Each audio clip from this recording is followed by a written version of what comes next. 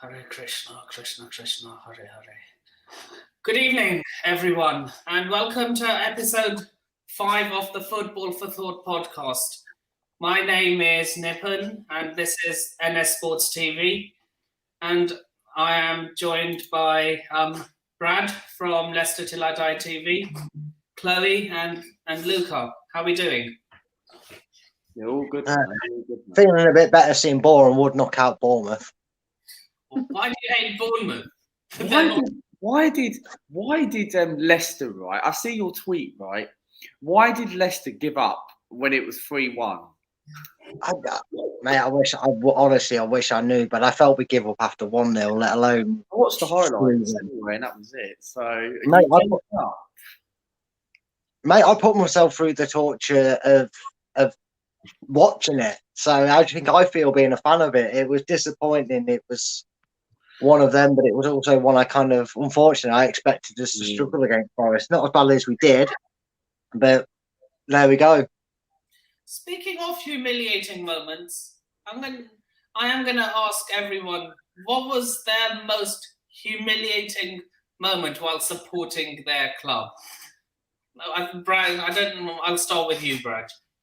Oh, there's two, really. I mean, we're the only team to get beaten by a guy who was hired to play for a team by teletext in losing to Wycombe Wanderers in the same competition, ironically, at quarter-final stage.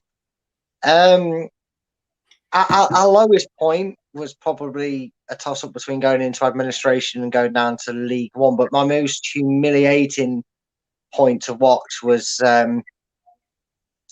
probably when I travelled for about an hour to get back into Leicester to get to a pub to watch us get absolutely trounced 6-1 by Ipswich on a snowy day. That was probably my most humiliating point as a Leicester fan. I'm glad for keeping the topic nice and cheerful after today's result, though, Nip, and I appreciate that. Thanks, Of mate. course you want Egypt to win because you guys have Mohammed Al sideways. Well, I want Senegal to win. And I'll be honest, I don't care who wins. It's not a competition I follow. As things stand, I am watching the game as we speak. It is currently on the 104th minute. It's currently 0-0. And Vlahovic has boosted the old lady carpet tonight, mate, because Vlahovic scored tonight, mate, and also Mr. Sitter as well tonight. So, Juventus. 0-0. It sounds like Watford Burnley. Chloe, what was your most humiliating moment while supporting Brighton? The first one that comes to mind is that 5-0 home defeat against Bournemouth. It was Houghton's last season in charge, and we got absolutely demolished. I actually left 3-0. So if you've ever been to the Amex, you know it's a nightmare to get away from. And I didn't really fancy queuing for an hour and a half after the game because it was freezing, and I wasn't very well either. So it was just like it was not a pleasant experience. Before. It's actually I've actually made made myself a challenge to visit every single Premier League stadium and Superstore before the season ends. So far, look, I'm actually drinking out of my little Norwich cup. What? I probably will do that this season, bar Brentford, because I didn't manage to get a ticket to that. But I've been to every other Brighton game in the Premier League. Son can't chat to Kane. I've actually not been to many away grounds to it in all my time, to be honest with you. He is better. I've done 30 grounds now. I've been to some grounds that no longer exist and about as irrelevant as Forest, but same. Like Griffin Park, I went to. White Hart Lane. Highfield Road for me. You know, the new Tottenham Stadium is actually closer to White Hart Lane than the original White Hart Lane Stadium. The new White Hart Lane, is that Seven Sisters? The tube station. No, it's near White Hart Lane. Yeah, it is. Yeah. regardless, I would feel more scared of Son if I was playing him as a defender. Because he can just kill you with his pace. Mate, he's a good player. Son's a diver. Right, if you really want to die on this hill, I'm going to send you the link and you can hop on. Right.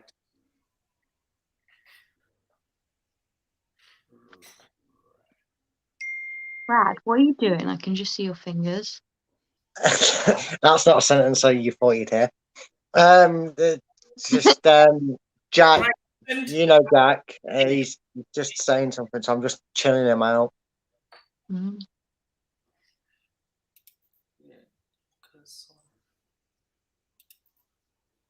Sorry, I didn't realise that all you guys could see was me just going. Sorry about that, Ray. Didn't know. I'm not complaining. But yeah, Luca, I bet you can name thousands of moments. Well, there's so many, mate, especially on my channel as well. I've got loads of worst moments. We can go over the years. Last season, Villarreal in the semi-final of the Europa League. Olympiacos in 2020, when I remember I went to the game and that got me 20,000 views on that. I remember that at the time, one of my old channels. That was a horrible moment at the time, and I think it was Arteta's first game in charge. The 6-0 battering against Chelsea as well back in 2014. Mate, so many bad memories for Arsenal over the years. But the worst for this season has to be the Nottingham Forest one. How much it kills me and how much it bloods me, but Nottingham Forest has to be the worst one. Yeah, and the worst thing is I can't even sit here and say at least we scored past them because we conceded more. At least you scored. Nottingham Forest and last season, I've got to say probably Villarreal. But Forest as well was the worst for this season. What is your worst moment?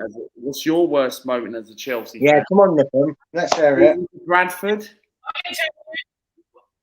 Bradford. There's so many. Bradford. John Terry slipping up on his arse to hand Man United the Champions League. It's a disgrace. That's gonna live in my memory forever. It's not a disgrace. You're on a wind-up, I swear.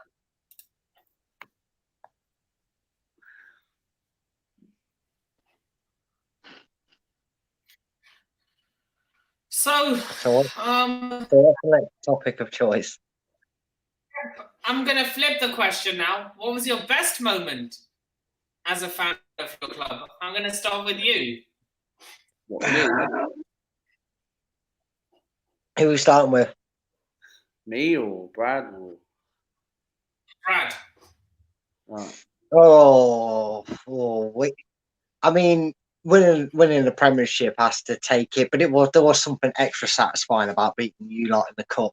That was a long time goal that because you have to remember we'd failed in 4 other finals, and the Premier League was a beautiful moment, and we'll probably never win that again. And while there's always the outside chance, obviously not this year for obvious reasons, but there's a chance we could always win the FA Cup again.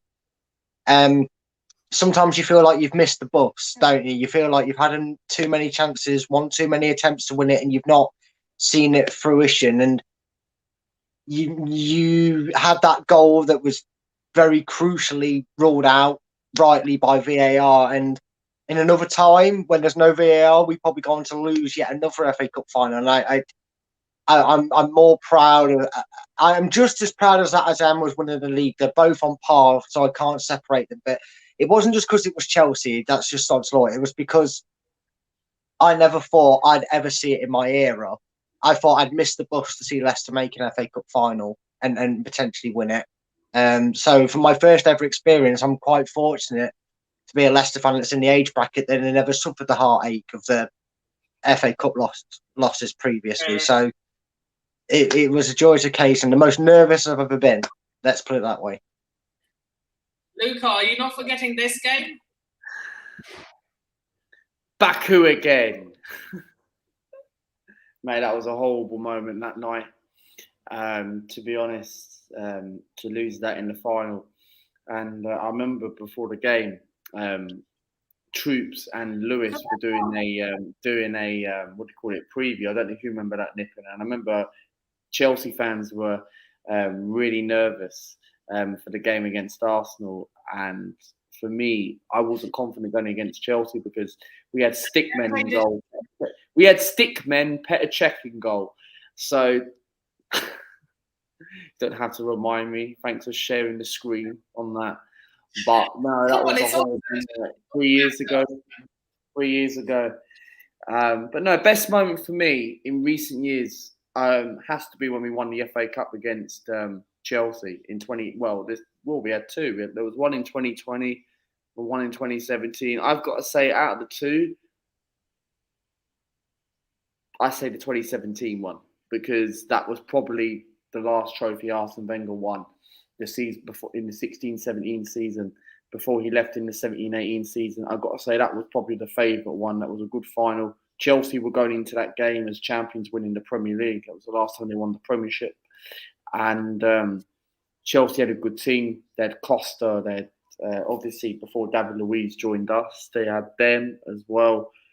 To be honest, that was got to be one of my favourites. Beating Chelsea in the cup finals, and for me, when it comes to FA Cups, Arsenal always raise their game. And I know in the last couple of seasons, Arsenal have been both knocked out of early exits, but Arsenal do have a good record in the FA Cup. That's got to be one of my best moments of winning. And to be honest, and that's the only trophy Arsenal have won recently. You know what I mean? So. FA Cup. I don't know. Surely your Invincible season has to be one that you remember really well. Oh, yeah, that's well. To be honest, I weren't really into football back then at the time. Fair enough. I started supporting Arsenal since they moved to the Emirates. So I never used to like football, and people got me into football at the time. Fair enough. So. What about yours? What about yours? We've done Luca. We've done Brad. What about Brighton yours? getting promoted. Getting promoted to the Premier League.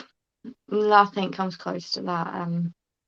Right. I just remember being in complete disbelief for like a few days, probably until we actually played our first game in the Premier League, that we'd actually managed to somehow get into that league, because that's not really something I really imagine seeing Brighton do.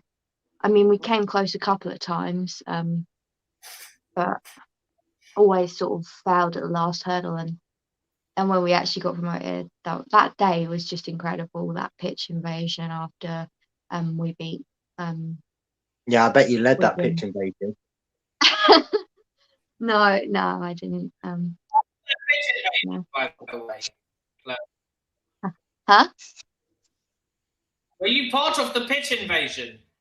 Yeah, of course. Everyone went on the pitch. Absolute rebel.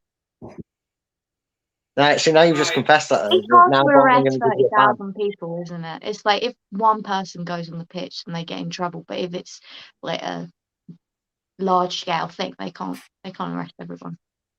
So. Right. My best ever moment supporting. Don't worry, I'll get to your question, Ray. I haven't forgotten you. My best ever moment supporting Chelsea. Oh, it has to be between when we won the Champions League in 2012 and when we won it in 2021. I mean, I was in literal tears after we won it in 2021. Like, I was in literal tears outside the bridge when we won it. And I remember that goal from Fernando Torres in the semi-finals, in which he just went around. The Gary Neville situation, the Gary Neville voice. Yeah, in which he seemed to be having. I'm not going to say it. Neither am I, but I know what it is. So there you go. So yeah, I don't. So it has to be between the final and winning the Champions League in 21 and winning it in 2012. To be honest, right, that was a good moment for you because when you won the Champions League in 2012, when you look at the team back compared to the team now, Chelsea had good players back then in 2012, but yeah, back then as well. We had Ryan starting on the left wing. And one of the key moments when you got to that final in 2012 was that game when you played Napoli in the knockout stage. If it wasn't for Ashley Cole making that clearance, you wouldn't have won that Champions League that year. So that's one of the moments Chelsea got to the Champions League final in 2012. And when you looked at that team back to now, you had I think you had a weak team back into in the final, you were missing injuries, and you still won the Champions League. Yeah, we had a back line of David Luiz and we had a centre back pairing of David Luiz and Gary Cahill. Yeah, you put Luiz and Cahill right now into an Arsenal team, that team will not get you top 4. So. Look, prime Gary Cahill was solid, man. Of course, yeah. So yeah, to answer your question, Ray, yeah, personally, I think Son is better than Kane. I don't know what everyone else thinks. Kane's probably a better goal scorer. I'd say Son's probably a better footballer. Yeah, that's what I keep saying. The thing is, I've never seen Heung-min Son, or however you pronounce it, or Son Min Hyun, or however it's pronounced. I always get it confused. I've never seen him down tools to Spurs like I have Kane. I have more appreciation for Son than I ever will for Kane. Yeah. On that perspective, because that's clearly what happened to Kane. You know, for the majority of that first half of the season, it probably wasn't until he realised that nobody was interested in him because he was down in tools that he's bothered to start to play again for Spurs. So maybe it's Conte effect, I don't know, but still, I've got a ton more respect for Son. Yeah, and I think Son's better technically as well. He is a diver, but he's a good footballer. Yeah, but to be fair, he's had that installed with him by his time at the Premier League. It happens every week. Pulisic, I'm not going to say Pulisic. Sorry. Our players dive a lot too. Well, he came back rather quickly when that name was mentioned, though, didn't she? Our players dive a lot too. Timo Werner dives. Yeah, but Timo Werner struggles to play football half the time as well, so. Timo Werner doesn't know how to play football, full stop. He's shit. That is harsh. He did wonders in the German league, and to be honest with you, before you signed him, I was hoping we'd go in for him. I'm kind of glad we didn't. Out of him and Daka, I'm much happier with Daka, but you cannot argue with it at the time. It's definitely been a better investment. Right. Chloe,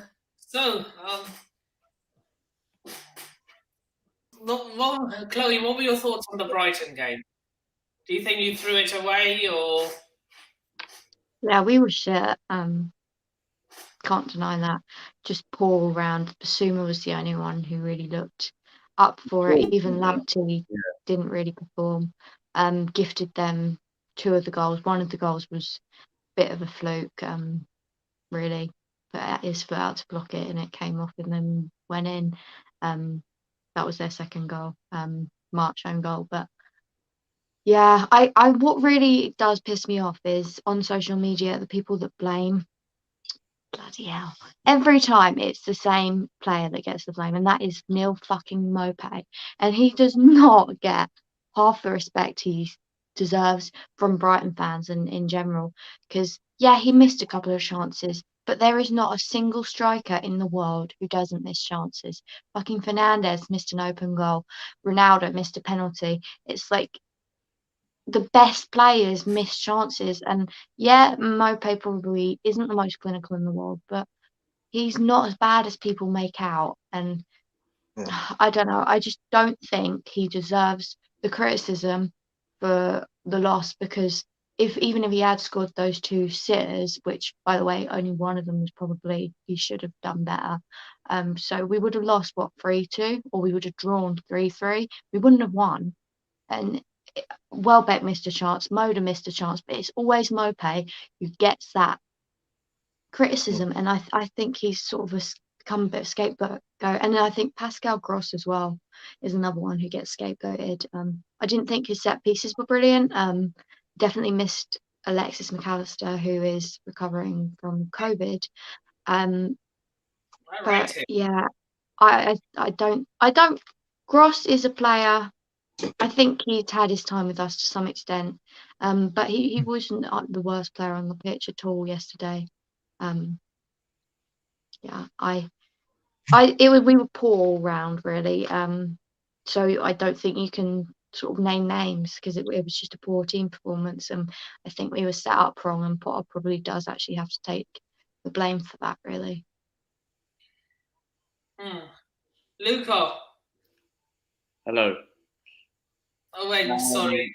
I can't ask you about your FA Cup performance. No, because we're not in the FA Cup, so we got knocked out last month. Fortunately, we would have played Leicester today, but it didn't happen in the end. So, but no, we've got Wolves on Thursday. That's going to be a tough game.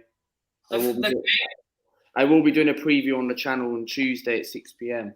So that's going to be a tough game. So we haven't played for a couple of weeks. We've been in Dubai. So, but apparently we've got a behind closed doors match. Apparently against Reading before we play Wolves on Thursday. So what is that about? Our clubs just allowed to randomly just decide or book a behind closed door. What has that always been a thing? That just feels like a thing that suddenly teams are starting to use. I mean, conveniently, considering your club sold 2 players to make sure they didn't have enough players to play a game, why are they suddenly wanting to have behind closed doors? They'd be match fit, surely, if they were making sure they were available. Why would you want to have a behind closed doors match? Yeah. Surely you're risking injury instead of letting them go to your under 23s and get 45 minutes. We've only got 18 players. We've pretty much got our whole 11 left, and if any of them get injured, we're screwed. And we've put ourselves into this mess. And I've said this time again. And we failed to sign some players. And people are saying that we chased Vlahovic for the whole transfer market, and he scored tonight, and for Juventus, and he's been good tonight. But we sat here with sending Aubameyang to Barcelona, right? And he played today, where he came on, but didn't do anything that much. But we just haven't done anything. We just haven't done anything. We didn't strengthen anyone. We didn't bring any midfielders in. We didn't bring anyone in. So Renato Sanchez's team are getting battered 4-1 against PSG. So that's PSG, though, isn't it? They're a different breed of animal, even with Pochettino in charge. Right. I have an update. I have an update in the AFCON. The game has gone into penalties. Over penalties. What's gone into penalties? The African Cup of Nations final. Penalties. Oh, let's put it on. Gotta love penalties, don't you? Like, I don't care about the game particularly much, but something about penalties when you don't care. PSG won 5-1. Jesus. It was 4 the last time I checked. What, Nottingham Forest have scored again, or have they? 5-1? No, it was 4-1, 5-1 PSG. Oh, sorry. Always finished ages ago. Yeah, I know. I was just pulling the leg. Yeah, he was making a joke to what people would say when you get beat badly. I'm going for Senegal to win this on penalties. Well, the last time Mohamed Salah took a penalty, I believe he had it saved and then hit the bar with the rebound against us. So, Senegal should have that in the bag. Yeah. Right. But people were saying that the pitch was so bad. So, Senegal to So where are we? And it's saved. No. Sorry, no, I'm talking about, it was somewhere else. It was before. they're showing it in highlights. So, Is that the ex-Man United assistant manager? It is. Used to be Sir Alex Ferguson. It is. yeah, I think it's Carlos Queiroz. Yeah, man. So, are you all confident going into your next games? Me, no, not really. Oh. Especially I'm never confident. especially when I get back ranting about Arsenal again. Because Mate, we've been beaten by Spurs in 80 seconds. We should have got beaten by Brighton. We've got absolutely stomped on by Nottingham Forest, and we've got fucking Liverpool at Anfield. No, it's just no. I'm not confident at all. I'm surprised. The only thing I'm confident about is we're actually going to get a beating this time, like I thought we was going to get the King Power. Unless Brendan Rodgers is going to actually learn something and change something. You've got Liverpool next, haven't you, Leicester? So, well, I think we've got So, Liverpool. you got Chelsea up soon. Sweet enough. so I'm confused. Why is everybody but us playing a midweek game? I don't know when we're Have you playing. actually got any catch-up games though? We still got to play Brighton, so we haven't So played I'm a bit miffed as to why we're playing midweek because it's not against a team that we have a game in hand in. I don't know if it's just to get the fixture congestion. Well, our that Wolves they're- we've got our game in hand arranged. We still got to play Wolves twice in our original arranged game, which was supposed to play the 28th of December. That's arranged February the 24th, and we've got Wolves away Thursday. I've honestly lost track. We haven't played Spurs or United yet in the league. The irony is that you played them in the cup. You know what I mean? Like you haven't been able to play them in the league yet, but yeah, you've played them in the cup. And United, of course, is 9 days. Yeah, it's the 15th. Yeah. come on, man. I think you can beat United, though. I mean, like they're just the gift that keep on giving. Mm. Yeah. I mean, I love how I've been getting bantered off by Man United fans today when they conceded a total of 9 goals against Championship side and failed again at a penalty shootout. It doesn't matter what the score is, lads. You still went out the same round we did. Egypt. No matter how badly. Egypt. Here we go. But they Mendy's showed gonna some save it. fight. Oh, Mendy. Oh, Mendy. How can you not save that? So I'm a bit behind. So Senegal's first penalty taker steps up. They're number 3. You're behind. Well, I won't spoil it then. No spoiler alerts. I swear, your Mendy plays for Senegal now. Yeah, you're Chelsea Mendy. Leicester. And he scores. And Leicester's Mendy. I swear he plays for Senegal now. Koulibaly. Yes, I swear there's like 10 footballers called Mendy. Come on, Marnie's team. yeah, it's kind of like the Sessegnon. No, the Dembele name. I think at one point Tottenham had one or maybe a player named Dembele, and I kind of had this idea that I wanted Spurs just to sign every Dembele, just so you could have to hear commentators going and passing it to each other. Dembele, give it to Dembele. Who scores? Dembele. I never know who their top goal scorer is. Bazuma's teams didn't qualify for the African Cup of Nations. I think Mali or something like that, isn't it? Or something like that. Yeah, they did. They got knocked out there. Oh no. Zambia didn't, so Mwepu didn't go, but then he was injured anyway, so he wouldn't have gone. Yeah, I'm kind of happy that Zambia didn't qualify because we would have missed out on Patson Daka. Come on, Mendy, save this. Come on. Patson Daka.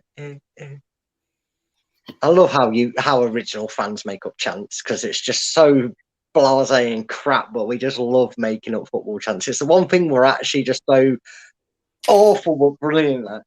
I mean, you got to see this penalty miss. You'll see it in a minute, man. But oh my god, what a miss! There's a whole. Mendy is so lucky there. Jesus. There's just so. It's weird. You don't get like many footballers called like Smith. Like Smith is a really common surname. You don't get like loads of players Yeah. called Smith. It's kind of like a lot of things though. It's kind of like them sort of names have just died out over time. Mm. I think it's like nowadays. Why does the name like I don't know like Gregory just sound like a 45-year-old man? I can't imagine a child being called Gregory. Like a newborn. I don't mean someone who's called Gregory now. I mean like imagine like a new, but you know, it's Yeah, weird. Yeah, just call him like a newborn baby, Keith. The name Yeah. Reginald died out, and Archibald, and all these Yeah. names. So, But now we name them. Now we name them after colours and countries. like India and Green. Green. Is that a name? It's a surname. I wouldn't be surprised if there's someone called Green out there. So all these footballers who have these surnames, is that actually real? Is it actually their real surnames? Yeah. Jesus. So like Smith Rowe, Mr. Smith Rowe. It's a double his double Yeah. barrel, isn't it, Smith Rowe? Yeah. Yeah, Like- Smith Rowe. Mad. Like Mount, Mr. Mount, Mason Mount. You really think when you say that and you really think like us fans, we have normal surnames. Holt. Yeah. I'm I Holt. sure- There was a footballer called Holt. I used to Sean tell people I was Holt. related to him when I was a kid. Yeah. Grant. Grant Holt. No, I have a very daft Like last name. I don't like my last name. Pulisic for Chelsea. Pulisic. Is that really a I mean, surname? it's Croatian, isn't it? So Yeah, Yeah. which is what the choice of family he could have had. you'd But he probably chose be to better put- looking at sort of like the English national team surnames. Like Kane is probably fairly normal. Yeah, Kane. Grealish is- Sterling. No, sterling. We used to.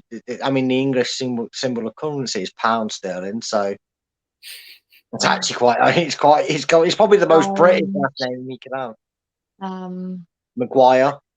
That's quite an Irish twin Why to the it. man. Irish surname? Mm-hmm. Henderson. That's Henderson. quite a common one. Henderson's a Scottish surname, believe it or not. My surname's German, Oh God. or Germanic at least. Might be Dutch. You must be a German fan then. I'm British, like going back generations, but I mean, to be fair, British tea hater is someone that you're British, and a tea hater. Right, my surname is actually a very common surname in India. Yeah, but you have a reason, so that's all good. where have I heard that word before? Sharma. Yeah. Oh, go on, Mindy. Oh, I think I'm thinking of shawarma. Shawarma, is it? The food. This penalty Yeah. shootout is class.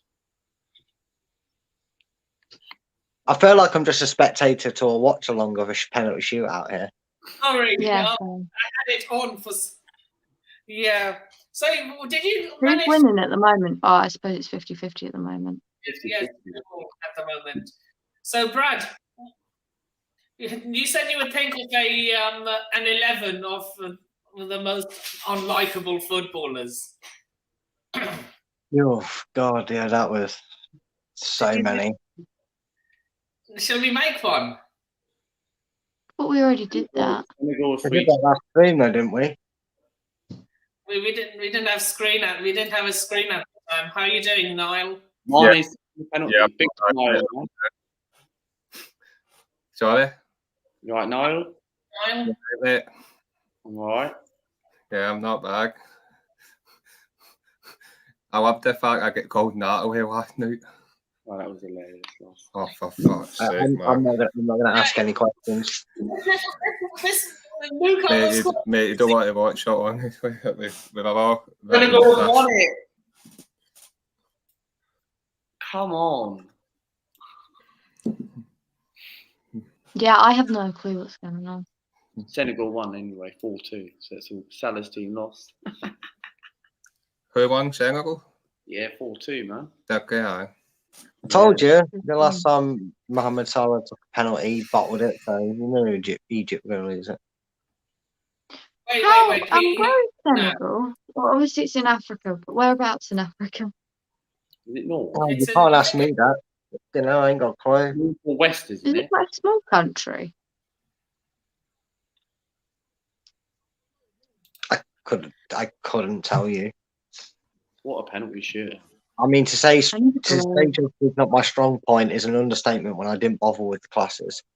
And the thing I is, got an atlas for Christmas is- one time thing because I'm is- that much of a geography nerd. the thing is, El Neni plays for Egypt, and that's yet again he's failed to win a trophy. Yeah. Imagine how unbearable Arsenal fans would have been if El Neni had won the trophy. Wait, just to clarify, right? There's no Senegalese players that played for Tottenham, are they? They're not going to try and sneak it in their trophy cabinet. No. But they snuck the World Cup in their cabinet. Koulibaly for Napoli. You've got Mendy for Chelsea. You've got Mane for Liverpool. You got Mendy for us. Mendy for Leicester side.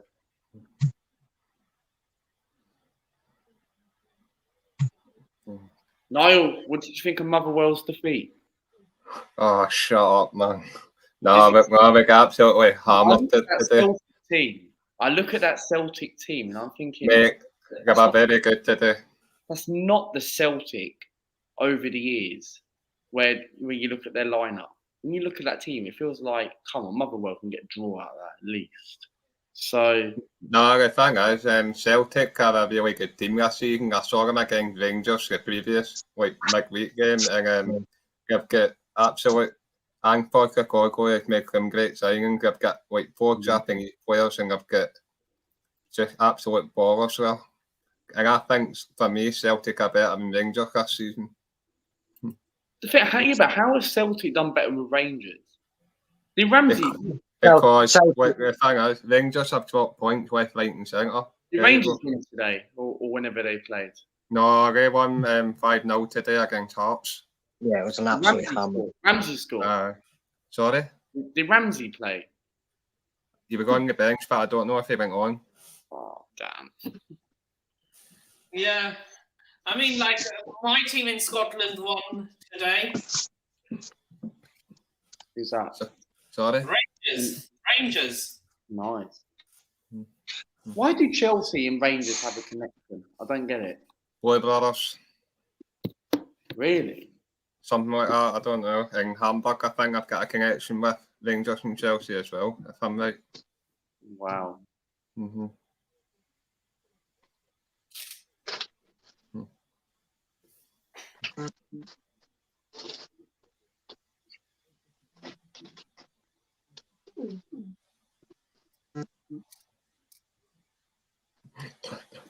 So, thought of someone you could have Why don't we do Premier League predictions? Yeah. Oh, where's Fred gone? Yeah, where did he go? Where's he gone? Let's wait for him to come back. Yeah, that's fine. You're sideways. Niall. Yeah, mate. Oh, sorry, Yeah. I was just checking my DMs. Vlahovic Don't- scored tonight. Vlahovic scored tonight. Dickie, Yeah. should have signed him, mate, honestly. No. We've been linked with Paulo Dybala. Who? Oh, Dybala, yeah. You think he's striker? I think he's a good player. Yeah, he's very good, isn't he? Yeah. Hold on. Did I just hear that Arsenal have been linked with Pablo Dybala? Yeah. Yeah, you did, mate, yeah. I didn't know Reece had restarted his live Twitch stream with managing Arsenal, because that's the only way you'd get by Dybala is if he took over Arsenal and brought him there. I always watch his Twitch every night, man. I'll take Brilliant, Dybala. man. His quality, man. I think he's very good on the ball. I think Brad's Well, back. most nights. the only issue I have with Dybala is his wages. Now that Brad is back, Brad is Let- back. let's do this. Most Oh, unlikable combined 11. Oh, most unlikable 11. Oh, I mean, Who are we putting in goal? What's Mark this? Bosnich. It's your most unlikable 11. Mm, I And for don't me, know. one of the most Mm. unlikable goalkeepers for what he was like as a person, for what he was like at his time at Manchester United and Chelsea, Mark Bosnich. He was so detestable as a goalkeeper. Who was that? Mark Bosnich. Oh, Either that or Scott Carlson. He tried to be an absolute shithouse and celebrate every time he played against us, and he just looked like an idiot. But for reasons of Bosnich in his career, it'd be Mark Bosnich. but Scott Carson is still on FIFA. Yeah, I don't know why you're trying to use FIFA for this team because you're not going to find anybody that I mentioned here pretty much. FIFA. Does anyone play FIFA or not really? I'm more No. a football manager person, Wicker. I play FIFA, but I'm stuck in Division 9. I haven't played it since like. On online seasons, I'm stuck in Division 9. I haven't played FIFA for years, man. Really? I retired from playing it. It does my head in. It's pay to win. The game that's Absolutely supposed to be about stressful. fun is clearly pay to win. What's the point?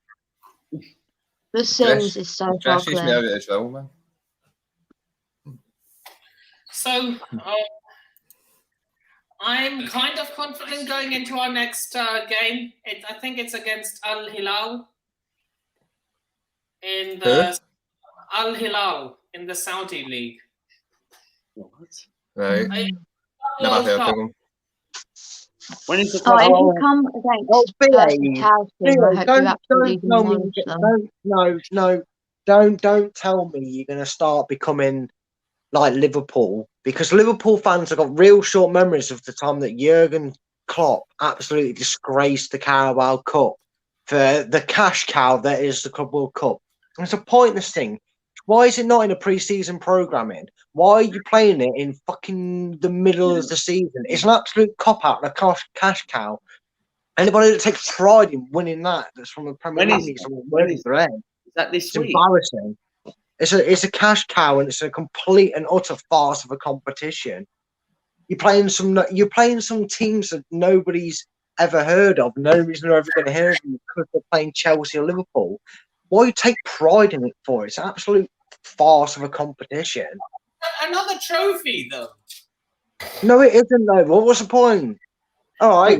Do you say? All right, I'll get on the blower to Brendan Rodgers and tell him to put the under-23s against Leicester's first team, and if we beat them, we'll say it was a massive trophy. No, it's just but this is what I mean now. Liverpool fans are all backing their manager, and I'm not saying this guy isn't or whatever, but Liverpool fans are backing the manager, saying we've got a right to what we want. It's more important. But now they're in the Carabao Cup final. It's massive, and they want to win it, and it's great. No. Carabao Cup final shouldn't exist. The Club World Cup just nothing. It's just a non-entity of a tournament. There's no reason for a Premiership side to be in it. I don't get it. It's not even a proper tournament. Is it really a Club World Cup when nobody else is in it? Of any note? Al Hilal. Is 64 teams in it from different countries, representing each country around the world?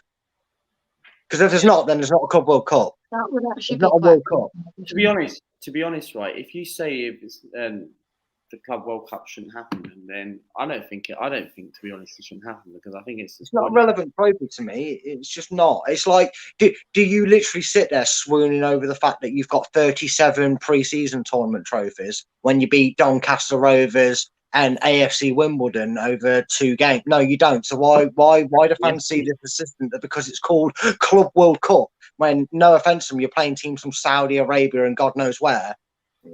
Okay, mate, it's not a trophy for me. It just doesn't exist. It's a glorified cash cow that's essentially a pre-season friendly.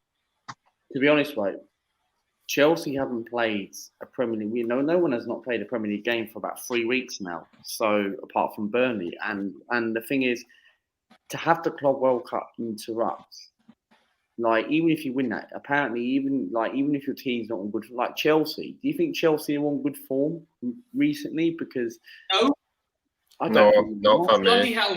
Mate, they were lucky to beat Plymouth yesterday. And Plymouth were in League One. But other than that, you're going to get Chelsea fans saying Chelsea are the world champions because they nearly got knocked out against Plymouth. So it's a very, very silly name competition. Just why not just admit it and bite the bullet and say, look, we're just trying to get your club's publicity in parts of the world that don't exist to keep an eye on football. And why make it something it's not? It's got nothing to do with the World Cup. It's not containing enough teams to make it a competitive competition, so it's not a World Cup. It's a glorified international friendly that they want to try and make lots of money off because of the countries that are involved in it. It's got nothing to do with being world champions at all. Because if that was the case, guess what? You'd be playing Liverpool. They won it. They're the last club world champion. No, you'd be playing Liverpool. You're not, because they're not in it. You have to win the Champions League for your particular continent to be in it, though.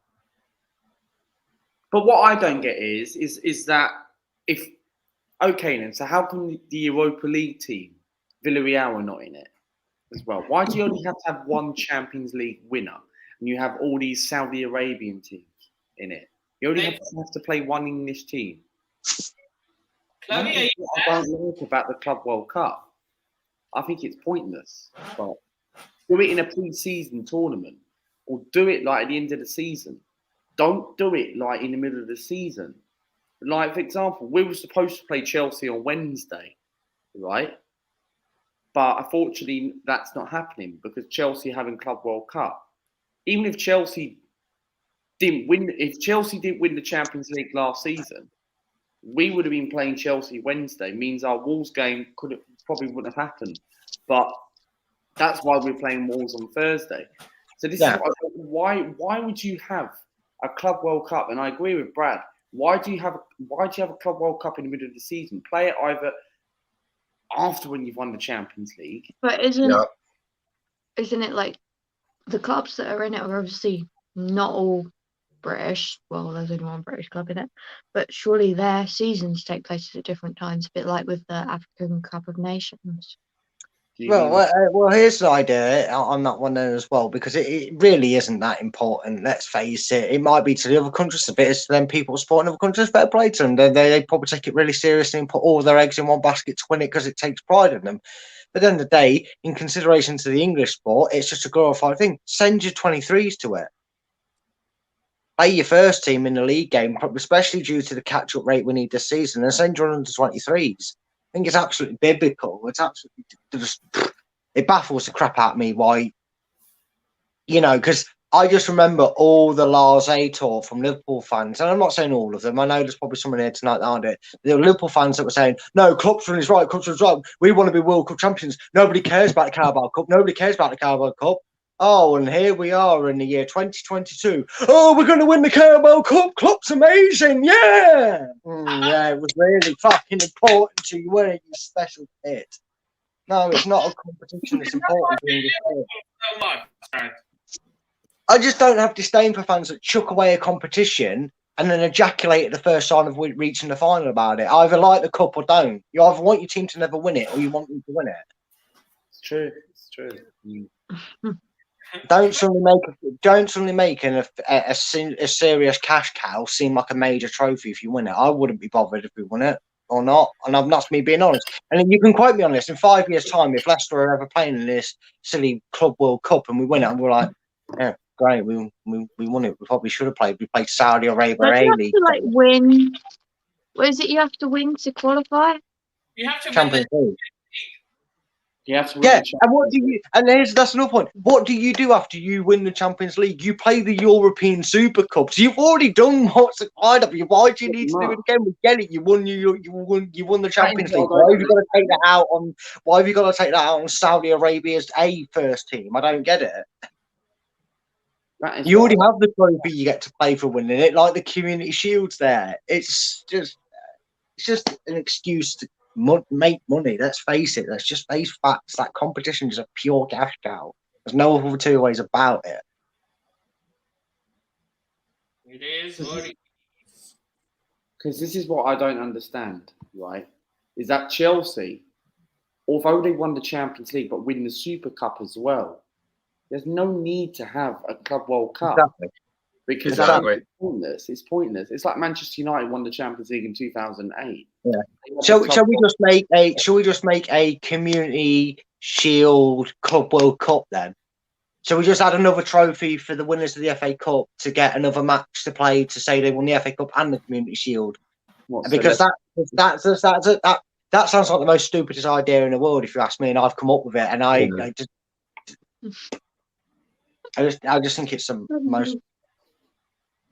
I think it's the most obvious cash cow ever, and it's just so convenient how fans jump all over it when they're in it, but don't care about it. Not.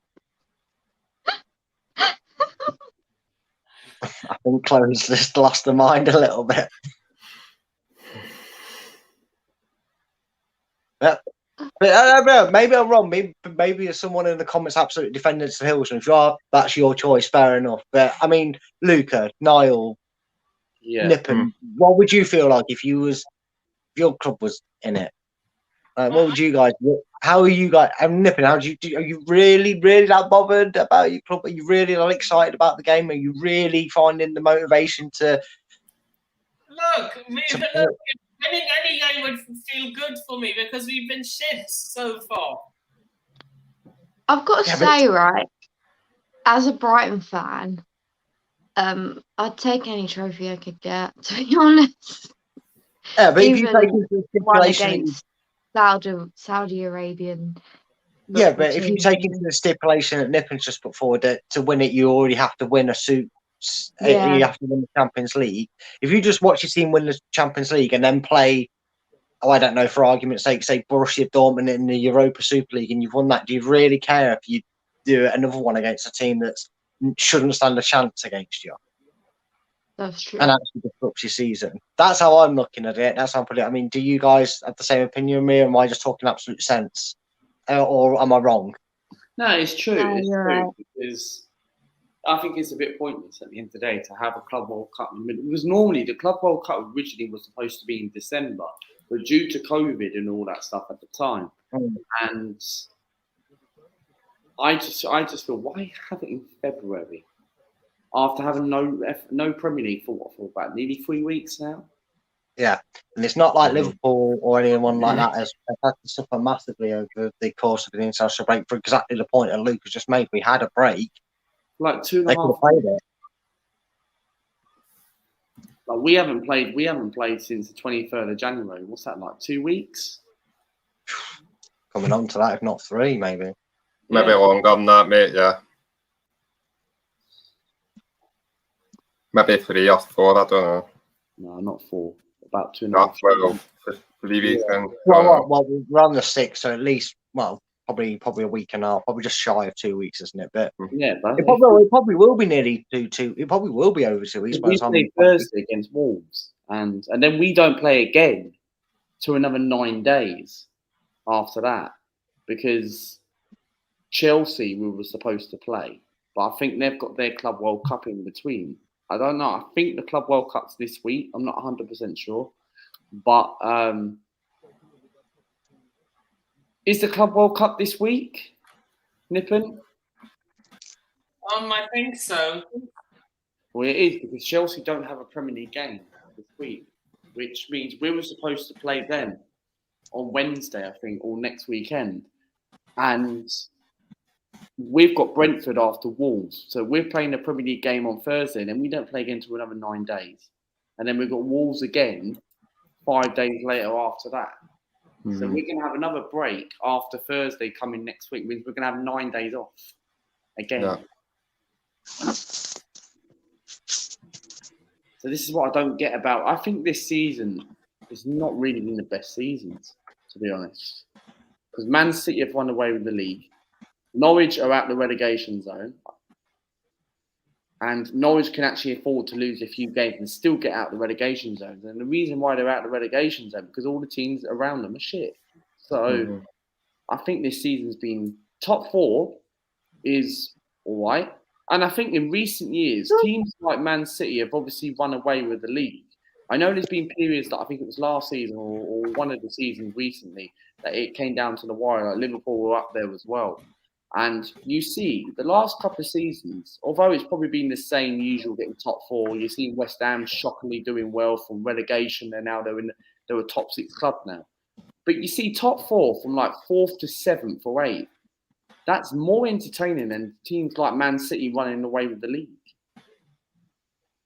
Yeah, it's got a good point. It's actually, it might not be the battle that everyone wants to see because we always want to see it battle across the ground. And, you know, I always make the statement, I'd like it to go back to the 90s when you had 4 or 5 teams going into April, May, still in with a shout of the title. But to see different scenarios of that, like Luke just said, with the Wolves and the West Hams and the Brightons up there challenging the top 6, 7 clubs and all that, and the relegation battle suddenly heated up. All right, Newcastle have tried to trying to hopefully buy the way to survival. You got to do what you got the resources to do.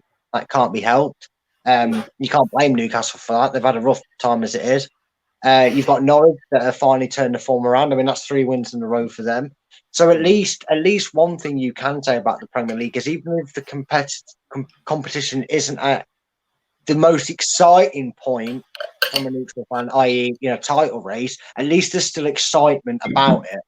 In the terms of you've got a lot of clubs doing something really big at the top end, or you've got in the middle area, and you've got teams making it more competitive at the bottom. All of a sudden, we're now talking about 4 or 5 teams that are fighting relegation.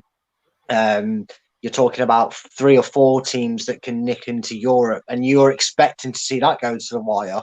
So at least the Premiership's got some competitiveness going throughout it. Some good competitive stuff from top 4 in that. But recent years, it doesn't happen every season, but some seasons recently, it's always teams that running away with the league. Like Man City have run away with the league. Yeah, I got away with it now. I remember when Chelsea last won the Premier League in 2017. Yeah, you run away with it. They went on a bit of a run, and they looked like they were running away with it. And Tottenham were catching up with their breaths. And it was a season when I can't remember, Chelsea drew 2-2 against, that was the Leicester season, weren't it? But there was a season where Tottenham finished catching up with Chelsea. I can't remember what. I think it was the season when Chelsea won the league and Tottenham were catching up their necks. So recent years, you've seen teams like Man City running away with the league. But there is some competitive stuff in the Premier League where you see from top 4, like, who knows who's going to finish in the top 4? For me, I personally don't think we'll get top 4. I'd love to be optimistic, but I don't think we won't get it because of what's happening. We haven't addressed anyone in the transfer. I think United and Tottenham is between that 4th spot. Yeah, I think you'll still be there at the end with the outside chance, but I just feel that whilst Chelsea and Manchester United have had their frailties these seasons, it could be argued that Arsenal have had better runs at certain points in the season than both them clubs. But I think that Arsenal just at this moment, like you said, especially with the clear out that's happening at Arsenal, like everything must go sort of thing. It's going to end up being a big factor to where you drop off, and that's when your top 4 hopes die. But it's not a case of they've run away with it. They're just as they're inconsistent themselves. It's just the same thing that happened to us. Unfortunately, over the course of the 38 games, their consistency dropped off a little bit less. They were a bit more consistent. They got a few. They probably got more draws. Turning into wins, and I think that's the same with Arsenal. I think Arsenal and maybe Spurs are not taking advantage of drop points as much as what you need to get that top 4, because you can afford to gain a point at the relegation because it seems like gold dust. But in the top 4, if Chelsea lose and you only draw, you've only closed that gap from 3 points to 2. Whereas if you win that game, the pressure's right on them. And I don't think that's happened enough for teams. Like, we need to beat Wolves on Thursday, because the thing is, we could be sitting in 8th place and we could be sitting 5 points off Manchester United. even if United beat Burnley, I expect Man United to beat Burnley comfortably. And I think we'll beat Burnley Tuesday, mate. Yeah. Yeah, I think they will very comfortably. And if United win that, they go 5 points ahead of Arsenal. Spurs, one of their game in hand in the week. Southampton at home at White Hart Lane. That should be an easy win for Tottenham. And Tottenham seem to do well with this manager against these sort of kind of teams. It's away from home. They have a bit of a problem this season. And for me, if Spurs win that, they jump ahead of us. So we could be sitting, going into that Wolves game, 7th place. And that 7th spot is comfortably. And we've got to win this game against Wolves. This is a massive game. And we haven't won a game since Boxing Day. And this Wolves game is crucial for us. If we can go into this game, despite we'll have a couple of games in hand, and then we don't play for 9 days. Then we've got when we've got Chelsea to play this season, with Liverpool still to play for like how many times we played Liverpool this season. Then we've still got United to play. We've still got Leicester to play. We've still got to go to West Ham. That's arranged. So we've got a lot of teams coming up. And this is why Thursday is a massive game for Arsenal.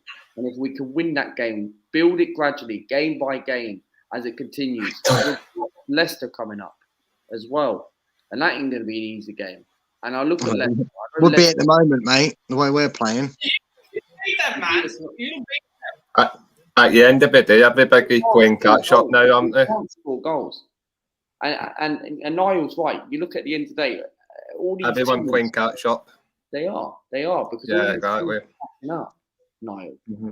If you think Because, about like, for example, Burnley, I've got like four games in hand, I think, to get the appointment. No worries, Brad. I see you. No worries, mate. 10:30. That's understandable. But what I will say is to that, I just feel like what Niall just said. A lot of teams have got to catch up. Like Leicester still got to play their games in hand. We've got 2 or 3 games in hand, right? This is the problem, and it's going to be interesting now, right? Even if you lose to Wolves, top 4 for me, I think it was already gone when we drew to Burnley, right? Because if we would have won that Burnley game, we would have gone to that Wolves game, winning that, we would have been in 4th place. So that Wolves game is not going to be easy. And they beat us twice last season. So we haven't beaten them in quite 3 or 4 attempts. We've not beaten Wolves. And Wolves are a different team. Despite they lost to Norwich yesterday, I don't know what side Wolves put out. But Wolves play tricky in the Premier League. They're always good in the Premier League. And they beat Manchester United this season. And they've picked up a few good results this season. And Arsenal, for me, I'm not confident going into this Wolves game because we can't score goals. How are you supposed to compete for the top 4, right? If Arsenal Football Club, right, they're coming out saying the other day that if Arsenal get top 6, Arteta will be given a contract, right? If you get top 6. For me, you cannot give him a contract if you get... Your club is in the mud. It is in the mud. It is stuck in the mud, mate. Arsenal are just stuck in the puddle, mate. And at the end of the day, you need signing quicker because like have you needed to sign a striker and a midfielder. I think you're bored, and I very much doubt it with the things I've heard about your board. But I think what your board need to do, in a weird sort of way, is kind of accept the season for what it is. You've got rid of a lot of players. You've got rid of a lot of deadwood or players that aren't doing a lot for you, like Aubameyang, who's clearly died off for you, unfortunately. Because I rated Aubameyang, all banter aside. I actually rated Aubameyang at Dortmund. I thought you had, and you did have a lethal striker. There's no 2 ways about it. It was a lethal striker. And something went in his head that's clearly put him out of form at Arsenal or whatever the situation is, or for whatever reason. And I think what your owners need to do is they need to come out before the end of the season and make a statement of intent. And they need to, obviously people argue, can you do it in regulation with the financial fair plays? I'm not sure, but they need to send a message saying that in the summer, whoever is in charge is going to get entrusted with X amount, whether that's 200 million or 150 million, whatever it is. And I know that might sound a bit small, 150 million in the market, but you could easily you've probably done a smarter thing and got ahead of the game in a way. I know Tottenham had a lot of late clear-outs on the last couple of games in January, i.e. Dele Alli, etc. But I think you need to do that as a club. So in the summer, you can spend as much money on buying them 4 or 5 key players that are going to not just get your numbers back up and strengthen your squad, but they're going to take you to that stage where you're able to compete with Chelsea and feel confident that you can compete with a Chelsea and Where are they Liverpool. going to compete? Because you really think the board are actually going to care, though? You really think they're going to come out? Because no, but that's what they have to do. They have to do. Is there a position where, right, if Arsenal finish outside of Europe again, I don't think he'll get sacked, but surely that's got to be a sackable offence, because originally I think he should be gone right now. But the problem is, if your owners don't react, then what message does it send to the players? It sends the message to a player that comes to Arsenal that you're probably going to get paid each week. As long as we finish in the top 6, we haven't got a real reason to get rid of you. And the same goes for the manager. If you can get us top 6, we're happy with what you do. Because at the start of the season, right, me and Stephen were saying on one of his streams, and this was during the Euros, right, we said we were linked to players like Tammy Abraham, right? And personally, I would have took Tammy Abraham, but because he's killing the aroma. We said at the start of the season, we need players to get back us into sort of kind of like any sort of Europe, right? And I said at the start of the season, I said I'll take top 6, but I just feel now we're in a position where the Christmas period, and I know we're sort of kind of in the mix in the top 4, but we have to be in this top 4 race now, because we were in 4th place in December. We had a very good month until up to after Boxing Day. But Arsenal have to obviously compete and get into the top 4. They have to at least get in some. If they don't even get Europa League, then the Cronkies and Edu have to sack Arteta. And people saying that apparently we've got £180 million war chest. How can you say that? Obviously, we've got £180 million war chest, because we need 2 strikers now. Lacazette, apparently, there's a rumour going around today that apparently he's talking in talks to re-sign with Lyon again. Means we're going to let another player go on a free. Means that Nketiah is also going on a free. We've all basically let all our strikers all go on a free, and we're linked with Dominic Calvert-Lewin again, Isaac. Apparently, Manchester United are looking at Isaac as well. So really, news to me. Yeah, I don't know if you've seen it, but United are looking at him mate, as a replacement of Cristiano Ronaldo. So if United don't get Champions League football, so for me, Arsenal have to spend in the summer. Okay, like from now until the end of the season, even if Arteta does get into the top 6, yes, it's a little bit an improvement, but finishing 6th place without a trophy is not a good season, because yes, you're in the Europa League, but the thing is, finishing 6th, even like when we were in the Europa League at the time, we still attract players like Thomas Partey. So I don't see why not. Even if we did get Europa League, yes, it's European football. It means we have to play Monday, Thursday, Sunday. But we need to be back into the Champions League. We don't deserve to be in the Champions League, but we are a big club and we should be in the Champions League. But we don't seem to have the squad to get into the Champions League, and we don't have the right manager. That is the problem. And you really think this manager is going to take us into the Champions League with Lacazette and Nketiah in the team? No. Can we move on to the Premier League predictions? Yeah, go on. Let's move on to something else. So the first game of the Premier League of match day 24. 14 games to go. It's going quick. Yeah. Are you getting get it up on the StreamYard banner? I won't be staying to do all of these, by the way, because I'll be going in about 10 minutes. Yeah, that's why we're doing them quickly. Okay. He's got to get up to work. Newcastle versus Everton. What are we saying? That sounds like an interesting game. All of a sudden, Frank Lampard's there. They got a big win in the FA Cup. Newcastle picked up probably an annoying / surprising 1-0 win over Leeds, but I don't think they're out of the woods by any stretch of the imagination. I still think I've just got a funny feeling Everton are going to edge this one. I think it's going to be 2-0 Everton. 2-0 Everton. Niall? Where's the game at? Gerrison or St James's Park? James. I got.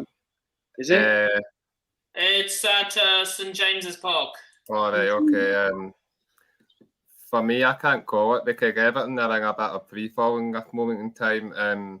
I know Newcastle got a good result against, I think it was Leeds in the last game. I don't know. I'm going to go for a 1-1 draw. Brad, can you write these down and put them in the group chat? Oh God, he could have said. Give me a second. Was this Right. what is this like a group chat thing where we have to guess the scores? No. Basically a group chat on social media. But then you left, Luca. Oh yeah. I'm reading you. Yeah, Newcastle versus Everton. This game is going to be. Cheers for adding me on, man. I've just seen it right now. But no, this game, Newcastle versus Everton, this can go either way. Everton obviously won the weekend. They expected to win against Brentford. Brentford just didn't seem to turn up, didn't really care. But because they weren't even going to win the FA Cup anyway. But Lampard, yes, he done well at Chelsea as well. He got Chelsea into the Champions League. Then Lampard turned into his second season syndrome where Lampard failed. And that's why Chelsea left, got rid of him. But no, anyway, I think Everton, Newcastle, I could see Newcastle winning this game because I know Everton, Lampard would not want to lose this game because it's his first game in charge. It's away from home. He hasn't played his first Premier League home game as an Everton manager just yet. But I think Newcastle will win this game because Newcastle has a lot of positives around. I know there's a lot of positives around both teams because Everton, you've got a manager coming in. They're going to be buzzing. I guess it's away from home. They would be very disappointed it's not at home at their ground in the first game. But Newcastle, I just got this feeling Newcastle are going to start winning games because they brought Bruno Guimaraes in. I like to see him making his debut for Newcastle. It proves to Mikel Arteta and Edu why didn't Arsenal not get him in? But We're doing the predictions right now. But predictions for Newcastle Everton. I'm going 2-1 Newcastle. I've got this feeling Newcastle are going to win. All right, cool. So I'm gonna go. He's writing it into the chat. 3-2 Newcastle win. What was that? I'm going with a 3-2 Newcastle win. Okay. No, I've got them written down. You went 1-0, didn't you, Niall? Yeah, mate, I think I 1-0 draw, yeah. 2-1 to Newcastle, man. Go on then, next game so I can get this done and written down. He wants to go to bed. He's got work.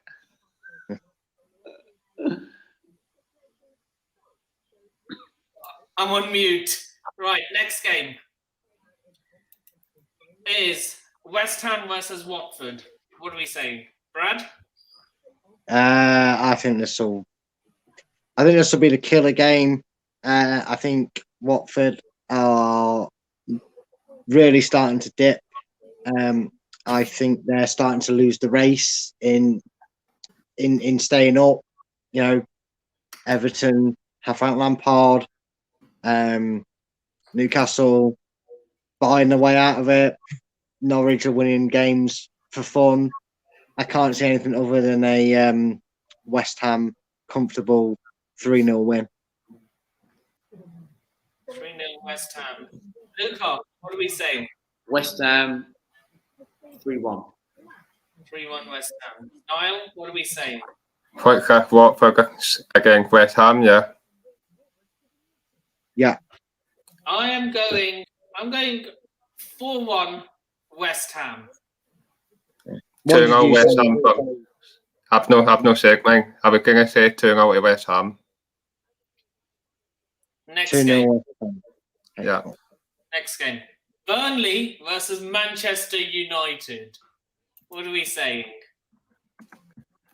You know what? Every time that in the last couple of weeks that Manchester United have played a team like Middlesbrough or someone like that they've expected to win, I've always said they're going to win, and they always find a way to lose. So I don't know if I want to keep that tradition going or I want to just say what's going to happen.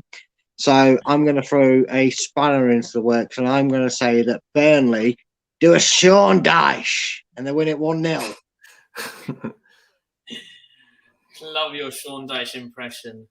Luca, what are we saying? 3-1 United. 3-1 United. Niall? 2-0 Man United. I'm going to side with Brad here and say I'm going to go for a 2-0 Burnley win. Don't push it. What was yours again, Niall? Sorry, I'm just trying to keep track and write it down. So what did you say to United? 2-0 Man United. 2-0. I thought that's what you said. Yeah. Mine was 3-1 United. So, Yeah, I've got yours, mate. No worries. Norwich City versus Crystal Palace. Oh, 1-1. 1-1. Wait, who said 1-1? I did. Worker. Me. Luke. Brad, what are we saying? Look, Norwich are in good form. Palace are a good side. I'm just thinking, it's a tough one to call, so I think I'm just going to sit on the fence on this one, which will annoy somebody, but I'm going to say 2-2. I'm going 2-2 as well. You think Norwich is going to score 2? Wow. Where the goals coming from? Niall? What about you, Niall? I'm on the fence as well. I'm going to go for 1-1. Wow, we've got 1-1, 1-1, 2-2, and 2-2. I know. Draws. Can't call it. Right. Tottenham versus Southampton. Saints versus the Lily Whites. I am going to go out on a limb here. They were fortunate a few times, and Saints have been the team that everybody keeps expecting to get battered by a team like this. And I am actually going to give Saints a cheeky 2-1 win. 2-1 Southampton. Luca, what are we saying? Lily Whites versus Saints. Southampton versus Tottenham.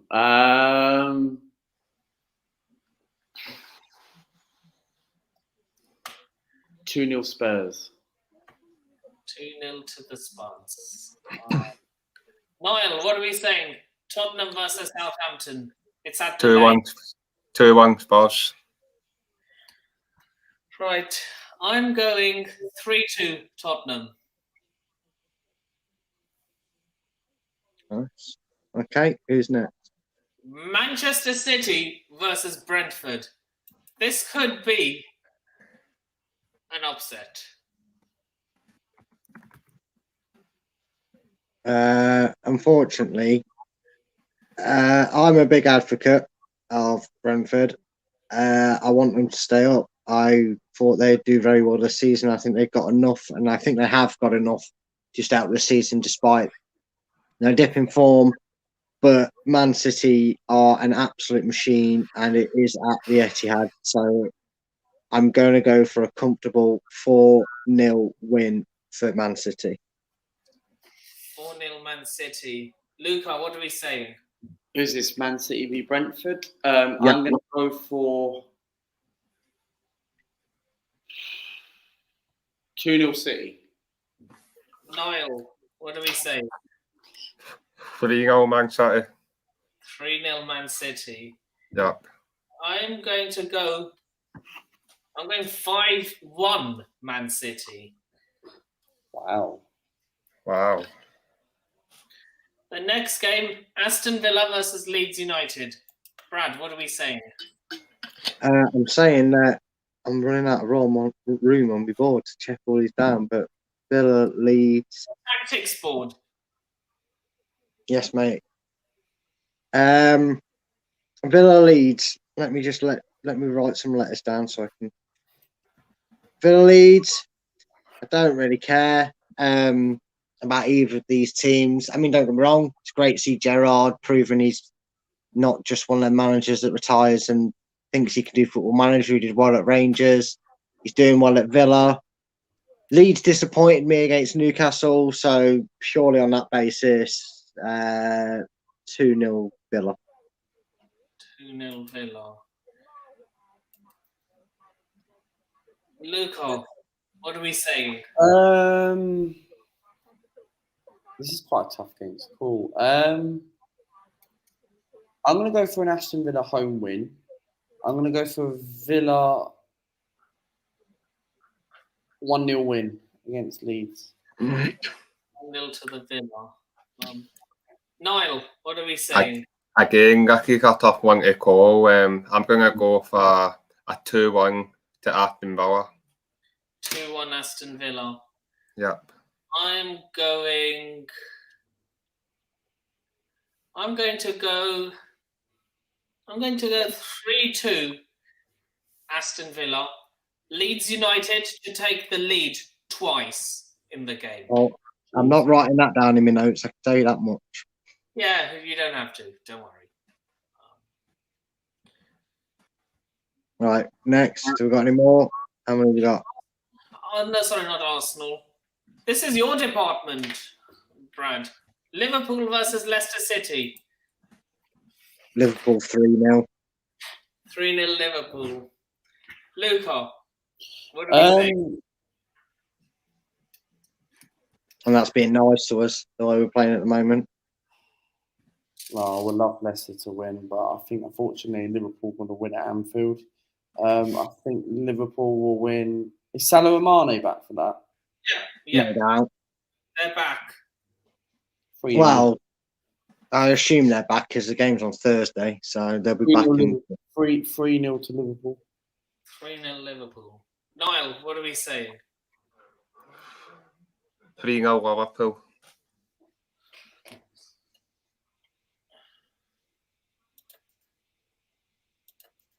Nip him.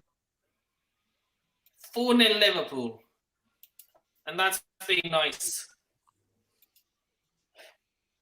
Right.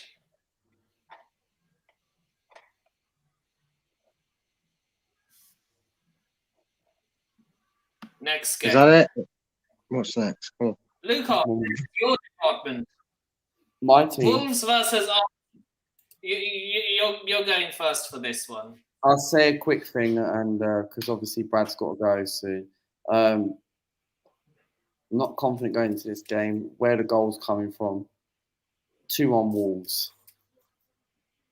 2-1 Wolves. I'm not optimistic, man. I want to be optimistic, but I can't. Brad. What did you just say, Lucas? Sorry, you said 2-1 Wolves. Yeah, 2-1 Wolves.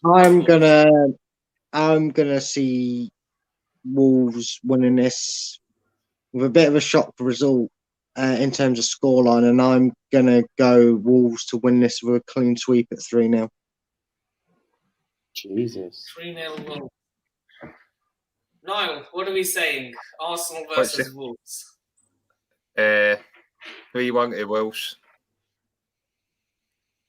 3-1 to the Wolves. Yeah.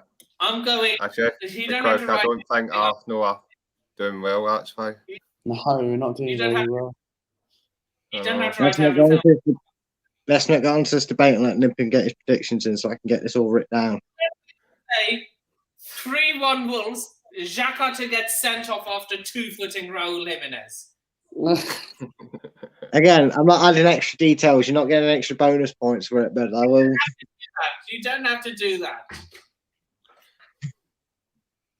But I like the precision. Right, so where are we at now? That's it. That it is, it? Yeah. All your games. Yeah, put them in the private chat. Not the private chat, sorry, the Twitter group. Yeah, I will do, mate. I've got them all written down. Who said what and for what game? So Right. I will do that. But thanks for having me on, mate. I'm gonna head off because I've still got some things I need to sort out, and I will get that typed up in the chat. Have fun, guys. I will leave you to the rest of the show. Yeah, big up, Cheers, man. mate. Take Thank care, you. man. Take care, man. Yes. Cheers. So the last thing before we end the podcast is going to be ranking the Premier League. Yeah, ranking the Premier League January transfer window.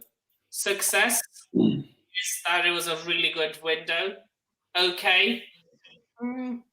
Fair. Not too good. Disappointing. Yeah. Bad. Which was really could be worse. And dog shit. Right, okay. Are we just ignore this. Just ignore this. Because it's all pre-made.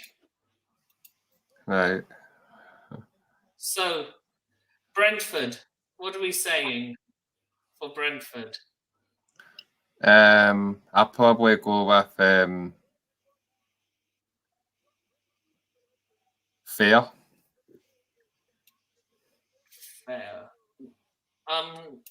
Luca? Brentford, I didn't really see anything well apart from Christian Eriksen.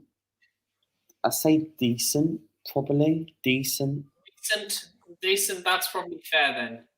Yeah, because they bought Christian Eriksen. He's got experience. Brentford. So I would probably say a little disappointing. Felt they could have a few more signings in, but I'm not. But I've been overruled. So I'm going to be fair. Burnley. One word. Dog shit. They signed Chris Wood. It could be worse. Okay. So I put them in dog shit. Niall says dog shit. Yeah. Luca, what are we saying? Crap, to be honest. Crap, not in the list, mate. There's for the negatives. There's disappointing, bad, could be worse, and dog shit.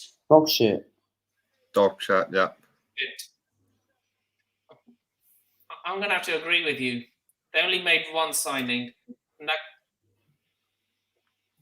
but to be fair, and they let go of Chris Wood. But to be fair, I rate that Wout Weghorst guy. Who's that? The Burnley's signing. Oh, him. Yeah. Leeds United. Niall, what are we saying? Success, okay. Disappointing, bad, could be worse, dog shit. To be honest, nothing I go for disappointing. Luca? Dog shit. Dog shit. Because they've quite disappointed me this season. You know what I mean? They're not the Leeds about Patrick Bamford. I think they've just been crap this season. Go whatever. You go whatever, mate. It's your stream, mate. It's not my stream. It's your stream. Authority. So one says Luca has said dog shit. Niall has said disappointing. I'm gonna break the tie and say go. And I'm gonna say disappointing. Fair enough. Fair enough, mate. Manchester City. Success. Okay. Success. They didn't sign anyone though, to be fair. Yeah, but they don't need anyone. An easy one, I would say success for Man City. Success. Mm-hmm. Manchester United. Success. Okay, fair, disappointing, bad, could be worse, dog shit. For me, from a Man United point of view, I'd probably say disappointing because of what happened to Ole Gunnar Solskjaer. And I've dropped too many points, but I know they're in the top four, but I'd probably still say disappointing. Disappointing. Yeah. Luca, what are we saying? The thing is, United, I say disappointment, but at the same time, United, actually, no, you know what? I'll go disappointment because the reason why I said the same time, because United needed a defensive midfielder in the transfer market, and they're going to be going maybe targeting someone like a Declan Rice or a Calvin Phillips in the summer if they get Champions League football. But I think United, you've got to say disappointment because United didn't buy anyone in the transfer market. And I know they've got players that can get Champions League football, and they've got experienced players like Cristiano Ronaldo, Varane, Cavani, all them lot. And United have got a good squad. But for me, I've got to say it's disappointment because they didn't buy anyone in the transfer market. And they could have got someone like Dennis Sakara because he scored tonight for Juventus. So I say it's disappointment for Manchester United, to be honest. Disappointing. So yeah, I'm going to overrule it again. And I put them in disappointing. Luke, I know where you're going to put them. Arsenal, what do we say? Where Burnley is. I would say dog shit. Dog shit. Mm-hmm. I'm going to agree with both. I'm going to agree with both of you and say dog shit. Fair enough. Crystal Palace. A tough one because I would going to say either success or okay at first. I'd probably say success because I feel like one of the teams that shocked me last season, and Patrick Vieira and that job done a really good job. So I'd probably put them in success, if I'm being honest. Okay. Aston Villa. What are we saying? Success? Okay, fair. Disappointing. Success. For me, I put Aston Villa as okay. Because at the end of the day, Steven Gerrard came in and he turned them around. And signed guys like Coutinho, Wicket Diang and guys like that. I think it's success because Villa done very good in the transfer market. I was going to say that and I changed my mind. I put them success, but it's your channel. You do what you want to do, mate. But I agree with you, Luca. I think the signings Gerrard has made has really improved their squad, like signing Luca Dean. They're good enough for like Aston Villa, and when you put them into a Villa side, it fits the bill for them. And Steven Gerrard is a good. It's been good for us. He's a good manager, and for me, it's been quality for Aston Villa. And so yeah, and that's it. For me. Now Norwich City. What are we saying? Success. Okay, or dog shit. Dog shit. To be honest, I'd probably put them in bad, if I'm honest with you. Wow. Niall. No, because I remember like Daniel Farke was absolutely rubbish with them. I think my bottom of the league, and when Dean Smith came in, they've been a bit better in getting results here and there. Okay. Luca, what are we saying? What, Norwich? Dog shit. Shit. They didn't buy anyone. And that's going to cost them if they want to stay up or get relegated. We'll see come end of season. We'll I'm see. putting that bad for now, but if they get relegated, it will be dog. I will regret not putting them in dog shit. So they're going in bad for now. Yeah. Southampton. Success, okay, fair, disappointing, bad, could be worse, or dog shit.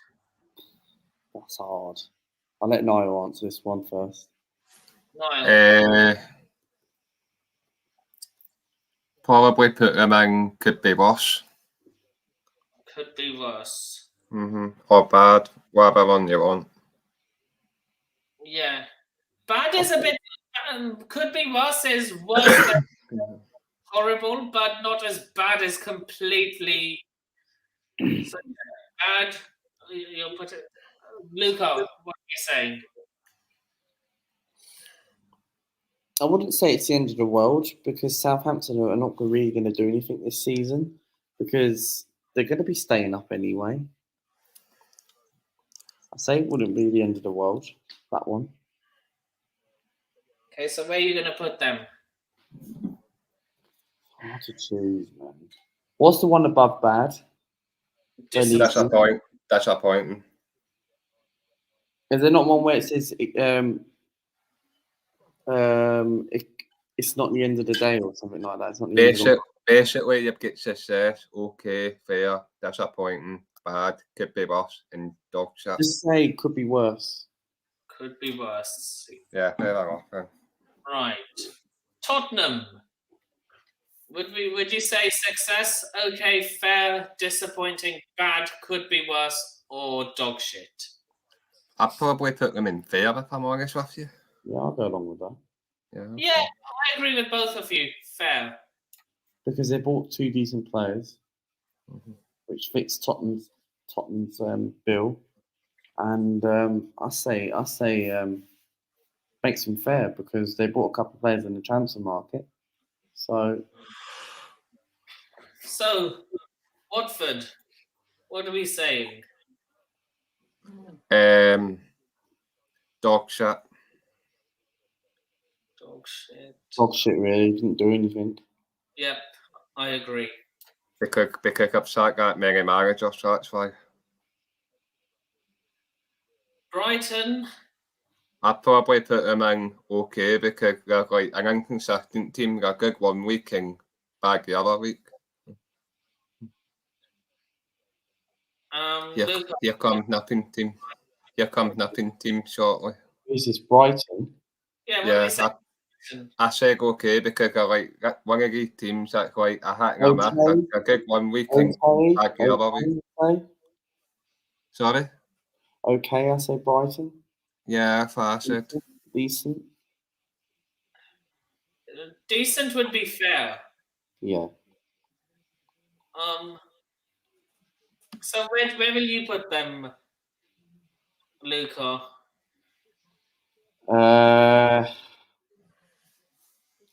Okay, say. Okay, okay. I know where I'm putting them. I'll probably put Chelsea okay as well. Really? Because at the end of the day, I've swapped points.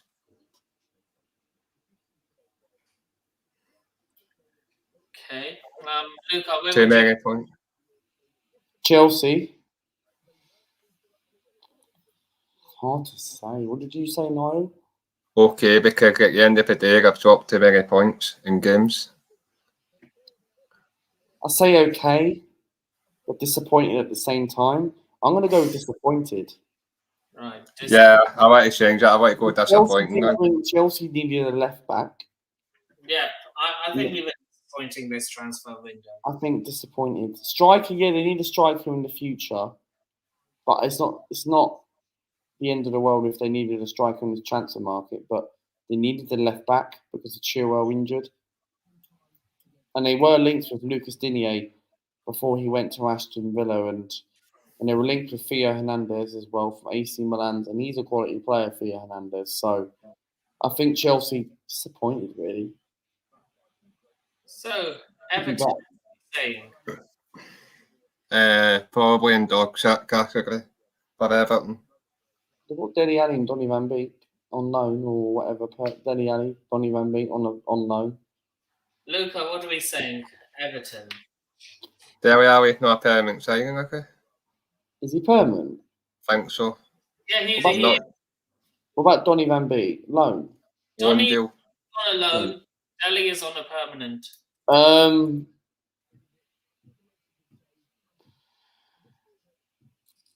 It's hard. I don't know what to say on this.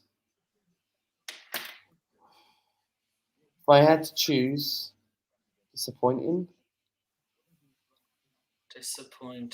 Because I feel they could have done better. They could have bought a striker in or something like that. So Niall is saying dog shit. Know what Niall says if you want, but disappointing. I'm gonna go with dog shit. So, Leicester City. What do we say? Disappointing. Disappointing. Been very poor this season. Just Mhm. you're Let's just saying, remind me of like where Arsenal quite disappointing last season. And I know Arsenal been very disappointed in the second half of the season as well, but in parts of the first half of the season, Arsenal have improved compared to last season. So I know Arsenal are going to get even worse in the next few weeks, but Leicester have been disappointing, and they remind me of Arsenal last season a little bit. Yeah. so Liverpool. I probably put them in success. Success, because Diaz played very well today, and he looks quality. Both of you are going for success. Yeah. So that's that. Newcastle. For Newcastle, I put them in disappointing for Newcastle. Luca, what are we saying? Newcastle, Mhm. decent. Decent. Okay, that would be fair then. Really, because they're like near the bottom of the league pretty much, and I've been I'm going to go with Niall and say disappointing. West Ham United.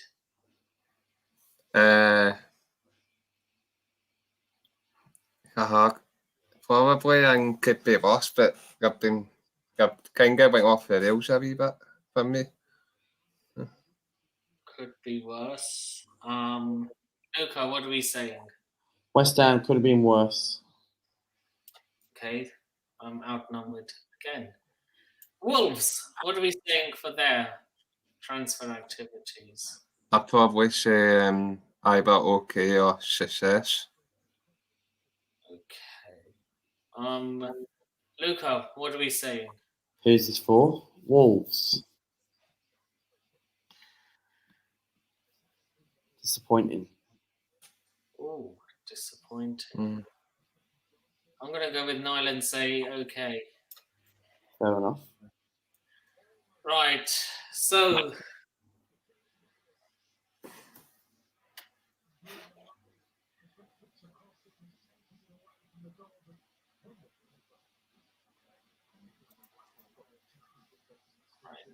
save and download.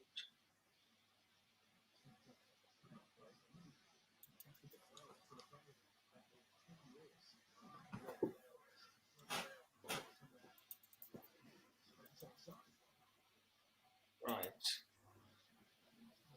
Just stop screen share.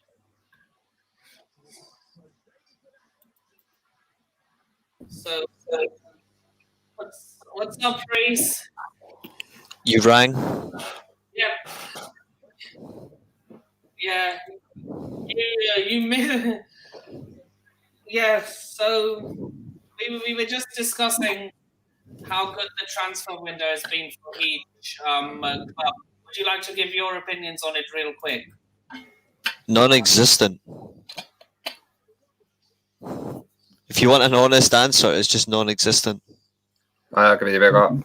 Yeah, I agree. Wait, we're talking about what are we talking of? Wait, for all of them. Oh, I thought you were talking specifically about United. United's is non-existent. Well, the categories are success, okay, fair, disappointing, bad, could be worse, dog shit. We were talking about all league teams. United is dog shit. Chelsea. Did you change anything for Chelsea, Reece? Chelsea didn't exactly have a window. They didn't really do anything, so right to the bottom. Dog shit. Newcastle right to the top. Wolves to the top. West Ham and Southampton to the bottom. Burnley, Norwich stay where they are. Brighton down one. City go down one. They didn't really do much, although they didn't have to. Palace stay where they are. The top two should only be Newcastle and Villa. So where do Liverpool go? Down 3. They didn't do anything. They signed Luis Diaz. I bet that's not enough to fix their problems. He has got a point. Okay, down. Yeah, you got a point. I agree. They're still lacking in certain areas. Like they need like Liverpool's problem is just like Man United. They're lacking depth in key positions, which is what's going to cost them. For us, it's going to cost us for the top four. For Liverpool, thank God, it's going to cost them the title. What Liverpool need is they need Jude Bellingham. That's what No. He's coming to Man United. Like, just don't. He's coming to us next 2023. He's coming to Man United. Like, just trust me on that one. Wow. Check this. In 2023, he'll end up at a Spanish giant. No, he'll come to Man United. Like, trust me. He will not go to Spain. What about Declan Rice? He'll go to Chelsea. Wow. Yeah, but I heard Chelsea fans don't want him or something, or he doesn't want to get back. I can't right. He'll go to Chelsea. He'll go to Chelsea purely because of the Cobham link. I don't buy into the Declan hype. I'm sorry. Even though I support England on the international stage, I don't buy into the Declan hype. There's no hype around him. He's actually... The thing about him is he was massively overrated for the past 2 years. Since the Euros, he's actually proven why people want him in their team. That's why he will join Chelsea. The funny thing about it is, you will only sign Declan Rice if Kante gets sold, by the way. And I've seen that from Matt Law. To be honest, like Declan Rice is... He's the best DM in the world, in my opinion. Who? Kante. Well, yeah, of course. One of them. If you say the best... He's one of them. The best in the Premier League, 100%. He's one of the best in that position. Who do you think's the best DM in the world then? I still say Joshua Kimmich. But Kante's fantastic. Casemiro? No. He's fallen off a little bit, to be honest. Would you say Casemiro's better than Kante? No, I didn't. Slightly better. I'm just saying Casemiro could be up there for the best spot. He's a good player, but he's not the best. He's fallen off a little bit, to be honest. Well, I'd say better than Casemiro, though. In all fairness, though, nipping, Rice will most likely join Chelsea because of the Cobham link. And he's more likely to be a Kante replacement because Kante's 31, 32. So. Yeah. He will. Even Matt Law tweeted out. Matt Law tweeted out this afternoon. He doesn't deserve the hype, though, Declan. I'm sorry. It's not about hype though. It's about doing his job, and he's actually carried West Ham the past year and a half. And he scored yesterday, so he's carried that club. They can keep him. He's not worth 100 million. Just remember, you bottled the European final because you subbed him off. There's a fact, which is a great one, by the way, because you actually done me a favour. Yeah. So you're saying he's better than Henderson, basically, because we brought him on. Yes. Henderson's finished. Of course, he's better than Henderson. Henderson's finished. He's finished. And Vaughan's telling the truth, by the way.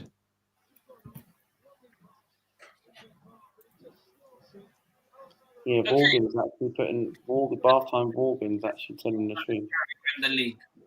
Look up the stats. This is the truth. If Scotsman isn't agreeing with me, then fair enough. Because anyone would take Declan Rice in their team right now. If it's if Man United had Declan Rice, mate, I'm telling you, United will be challenging for the title. We need Rice and Bellingham in our midfield, to be honest, or Bellingham with a midfielder like Rice in that category. But he will join Chelsea because of the Cobham link. So would you like to change anything else before I stop sharing the screen? Zoom on that a little bit more for me. There's one or two other teams I just want to look at. Try and zoom in for me. I'll try that. Because I may change my mind on one or two.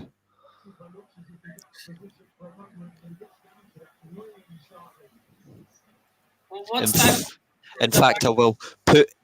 What's your categories again? Success, which is like a 10 out of 10. Okay, which is like 9 to 7. Fair. I reckon. Yeah, I've got them now. Okay. I actually think you should put Everton up a few because they've strengthened where they had to. They've strengthened their midfield. I would put them right in the middle. Is Dele Alli an upgrade on anyone? Yeah, he's an upgrade over that Tom Davies and the other central midfielders they've got, apart from Decore and Alan. They need a player like him, to be honest. It's actually a good move for him. But do you think Dele Alli will have the same impact on Everton like Jesse Lingard did on West Ham? I'm not going to say that exactly because it's Time will different tell. position. We don't I'm know. just Time saying. will I'm tell. just saying he will have an impact that will benefit them. This is what they've been waiting on for quite a while. Like someone of that caliber. He's dropped off purely because it just did not work. Everton deserved to be higher. I think Burnley, you should put them up by one because they've actually replaced a shit striker with a real striker. What the Dutch striker, whatever his name was? Yeah, Weghorst. I couldn't pronounce his name. Do you Yeah, think Weghorst. this will hurt Weghorst? So do you think signing for a team like Burnley will hurt his chances of getting called up for the World Cup in He'll Holland? still get called up regardless because in terms of strikers, they don't have many. Hmm. Like actual strikers, they don't. Luke De Jong? He's shit.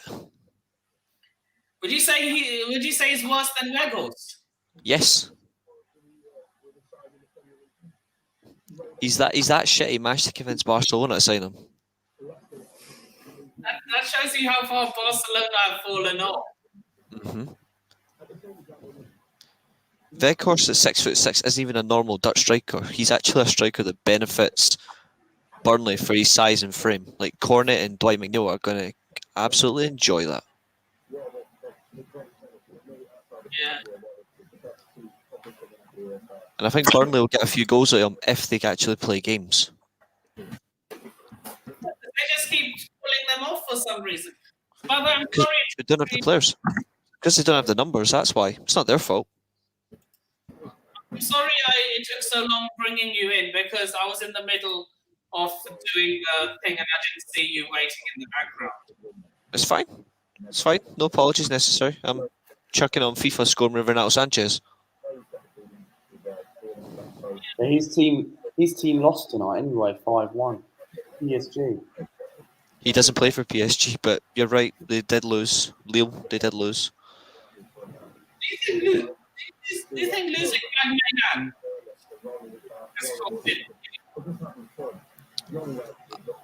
I cannot hear a word you just said there because of what was in the background. it cost Lille letting go of Mike Manan cost them this season? Yeah. He's went to a bigger club, so I don't care. He's went to a club that beat Inter Milan last night. Who's going to win the Serie A title? So Forza Milan. Yeah. Next season. No, they won't. I'll tell you this as well. Botman and Sanchez are coming to AC Milan as well. There's a spoiler for the summer. Matt Law knows his rumours. Isn't Matt Law not Man United? No, he's Chelsea. Chelsea. Yeah, he's a Chelsea fan. Is there any Matt rumours on Arsenal? Well, you're going to be competing with Chelsea, Man United, and AC Milan for Alexander Isaacson. But you need to pay full release cost, 75 million. I wouldn't pay that. Do you rate Isaac? Yeah, I rate Isaac. I think he's fantastic. You reckon? Yeah, I think he's phenomenal. John, good question. I think he could potentially replace Edu at Arsenal, and if he does, then that's bad for the league, in all fairness, because Edu's done a fantastic job with Van der Sar at Ajax and reshaping their club. So I think with Overmars, you actually have a chance of getting back to the, I wouldn't say challenging for trophies straight away, like the Premier League title straight away, but I do think you'll be in contention within 2 or 3 years, give or take, if he gets the control he had at Ajax at Arsenal. That's just an honest opinion. Overmars 100%, but Edu ain't going anywhere at the moment. Only if he gets sacked, but I don't know when that's going to happen. If it happens in the summer and you just get Overmars, then he's good for you lot. But mind you, he could also go to Barcelona. Like Laporta could try and bring him in to work with him. Who knows? But I think he'll go Barcelona. He's got a fantastic football mind for that sort of business. So In all due respect, if you do get him, then in fact, any club that gets him is any club that gets Overmars benefit because he's got a fantastic football brain. Mm-hmm. He's a guy that I admire as well, Overmars. I actually liked him when he played for Arsenal, which is painful enough because he was fantastic against us in '98. But he's one of the best. He's one of the best wingers I've ever seen. Like privileged I've ever seen. Who got? Mark Overmars. I seen him before he retired. So like 4 or 5 years. 4 or 5 years old. I can remember him to work in a career. He was a great player, wasn't he? Overmars. Yeah, he was. First time I saw him, Yeah, I was 4 or 5, and he's just electric as a winger. But when he went into the central positions as well, he was underrated. Yeah. He was underrated by a lot of people. Like I don't know Yeah, why, yeah, but ever since he went back to Ajax, Project Cruyff as they called it, it was Cruyff's idea. It was Cruyff engineering Van der Sar and Overmars to get the top jobs, CEO and director of football, to reshape the club by finances, youth academy, and get them back to where they were. Ever since then, it's like trophies wise, they've been fantastic based on how they've done things. If you just get them, then the league will the league will have a bit of concern purely from a opposition standpoint, because it means Arsenal are going to get somebody that actually understands football. Because as much Ederson's understanding of football is basically like throwing a brick. It's like throwing a brick in a gunfight or taking a knife to a gunfight. It's like that's his understanding of football. He's genuinely thick. Who? Edu. Like he's one of the. Like he's so like he is extremely thick. For me, he spends so much time skiing, doesn't he? Yes. Like in jet ski. Who Edu? That's what I mean. To be fair, Arsenal gave him a career. As soon as he left Arsenal, his career ended. So he's pretty much has been doing a jet ski lifestyle ever since. I don't even think Edu was not even a good player for Arsenal at the time. I barely remember him. Playing for Arsenal. That's how shit he was. But in all fairness, I do think if you do get Overmars, then it's similar to us getting Rangnick in a way. It's somebody that understands football, and it's somebody that will actually want to make your club better. Got someone like him. I would take Overmars, but I'm saying like we have someone similar. We have someone similar in Ralph Rangnick. Ralph Rangnick likes to build clubs in that way. It's all about the football. It's 100% football. Mark Overmars is purely football orientated. He's a football lad. He understands what it means. Like, it doesn't matter if it's Ajax, Barcelona, or Arsenal. If he goes to that club, he will invest every bit of energy he can into it. I would take Overmars purely for the sense of the football understanding. Mate, I think that's what I liked about him. It's purely football orientated. Like him, Van der Sar, Ralph Rangnick, and a manager of their choice at Man United, I'd be buzzing for life. I would be. What Manchester United is with Ralph Rangnick, right? With Ralph Rangnick going upstairs, I know there was rumours going around that apparently he's not happy with the Glazers. But do you feel with Ralph potentially going upstairs as a director, is your club really moving forward? All depending on the players, whether they all depends on where we go in the summer. I'll switch the camera on for that one, actually. In fact, it all depends on where we go in the summer. I'm sick of the whole, it's all about the rebuild and project. It's a matter of get things in the summer and just start going. That's what Arsenal as well need to do. Arsenal need to stop the whole trust the process bollocks and just go, right, we've got a decent squad. We just need to add to it, get the right manager and be like, fuck it, let's go. That's what Man United need to do. What's your thoughts on towards youth? Do you think it's the way forward, or do you think it's taking Arsenal backwards? Vaughn, you're right though. Like, that Arsenal team still haunts me, and that was still all those years ago. I think Project Youth is full of BS, in my opinion. I think it's just they've been trying to make it up and all that stuff. I feel like they want us to trust the process. There isn't a process, in my opinion. But if you guys think there is, that's fine. But no, the only positive I will say about the football club is that, yes, we've got contracts to likes of Saka, Martinelli, Smith Rowe. We've given these players longer-term contracts for the future. Arsenal might have, if Arsenal can be able to keep these sort of players for the remaining future, then Arsenal will have a very good squad for the remaining future. But I think this whole situation right now at the moment, I think if we were told, right, we were going to be in the Champions League by 2023, right? Something like that ain't going to happen. We were told, right, that we were going to compete with Bayern Munich and all them lot when we moved to the Emirates. That didn't happen. So for me, Arteta and Edu and all the board, right? The Fleetwood Town and Nottingham Forest. Yeah, exactly. And we can't even beat Nottingham Forest. So at the end of the day, right, how can people say and people think there's actually a process in this football club? There's not. I think there's one problem though with your whole concept, and this is not like me like having a go at you or calling you delusional or anything like that. This is just like a straight response. This is just a straight response. Westworld is fantastic. Good shout, Vaughn. Just on the back of Project Youth or whatever it is, there's generally nothing wrong with building a young squad. Yeah. Like, for example, if you want to build around Smith Rowe as your number 10, Martinelli on the left wing or up front, wherever you want to do, and then you have Saka on the right-hand side, Kieran Tierney as your left back, Ramsdale at the minute, goalkeeper. There's nothing wrong with that, because that's a good little core to build your squad around. What you do need to do, though, is you need to add experience at the right age into your team, exactly. Which will then take your team forward. But the problem is the people that are actually making the decisions. If you were to go and add experience to your team under Edu, you would be shitting yourself. But if you went and done it with an Overmars, if you were to do it with Overmars, you look at what Overmars did. Yes, people can call Haller and Dusan Tadic Premier League flops, but Dusan Tadic last season alone had 49 goal and assist contributions in all competitions.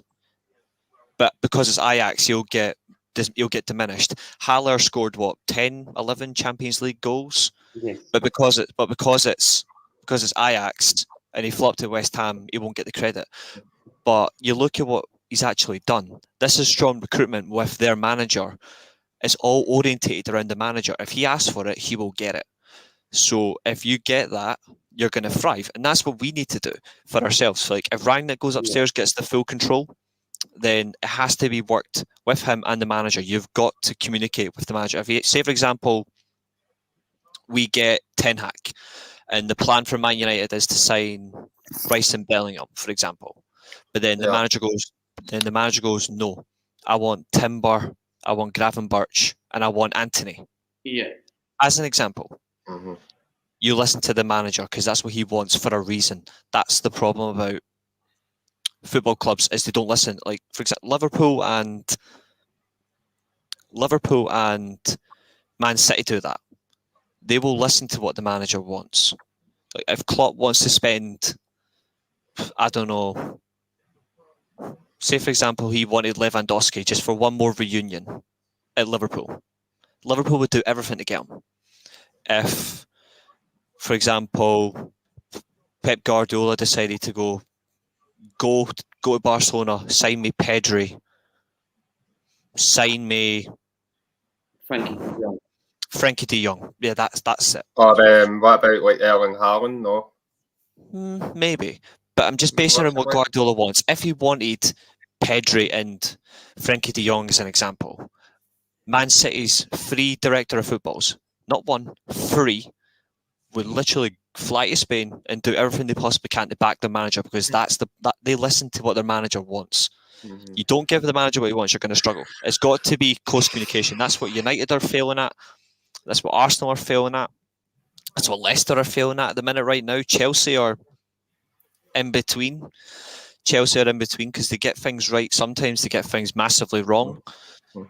But if you don't have good communication from your director of football, your board, and the manager, you're going to fail. That's why we are in such an issue, because we do not have that good communication. I'm hoping because Ralph is going to go into that role, you'll see more of it, because Ralph knows what he's talking about. He knows what he's doing. You just need to get communication right. You need to get recruitment right. You also need to get your backroom staff right. If you get that wrong, you're fucked. Manchester United will actually have the right recruitment, despite it could be exciting times for you lot. If Ralph goes, it all depends on doing the transfer. all depends. That's right. Yeah, and also it depends like what manager. Because the thing is, people could talk about saying, okay, Poch might not be the right manager for Manchester United because of his whole Tottenham history. True. I'm not sure if Poch could be the right man because if he wins the Champions League with PSG, you're going to get Manchester United fans feel like, okay, you know what, getting Poch right.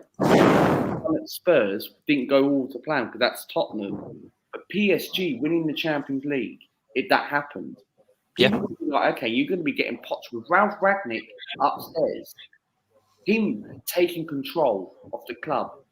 You will be able to attract players like Declan Rice, Jude Bellingham, all these sort of type of players. We can already attract it. We can already attract them because of our prestige and our club's history. The difference is, though, is we can attract them for so long before it eventually becomes the problem of how much money are we having got to spend to actually get them in. Like, how are we going to have to like bump their wages up by treble just to sign them? It should never be about that. If you want to come to Man United, you should generally just want to sign there. It doesn't matter how much you get paid. You should want to come. It's the same for Arsenal. Third most successful club in England. Sign them. Third most successful club in England. 13 league titles. Was it 14 or 15 FA Cups? So in all respect, though, like you should want to come to Arsenal because Arsenal's got a fantastic history. It's the same with Man United. Man United, like even though right now they are in distress, but obviously they haven't won a league title since 2013. They haven't won a trophy since the Europa League final in 2017 in Stockholm when we beat Ajax. Irrespective of that, the history, the club's tradition, you want to go to Man United for that, not for getting, I'm potentially going to get paid 200 grand a week to do fuck all. You should want to go to that club. Like, people banter Chelsea for spending money, but Chelsea have won the most trophies in English football since 2004 for a reason. Man City have won the most league titles in the past decade and a half for the right reason. Because you do that. I think he would care purely for like the prestige of coming in and what he could do. Like that history is great to represent, but that can only last for players purely. And nowadays, it's about making money and trophies. But for me, it's still like the history is still important. What do Arsenal need to do in this transfer window in the summer? Get your manager sacked. Get your manager sacked first and foremost. To get Arteta out. Like obviously, I want him to stay because it keeps you behind. He ain't going anywhere because it keeps you behind. It keeps you behind though. If you keep Arteta, but I'm saying like if you want to get things going in terms of actually challenging trophies, you need to get a better manager. But you need what if someone like Graham Potter? I don't know. What if someone like Graham Potter and Overmars came in the future? Would that work? I'll be honest, it could work. Hopefully not 4 hours. I'm ending it at the 2.5 hours mark. Do 3 hours. 3 hours.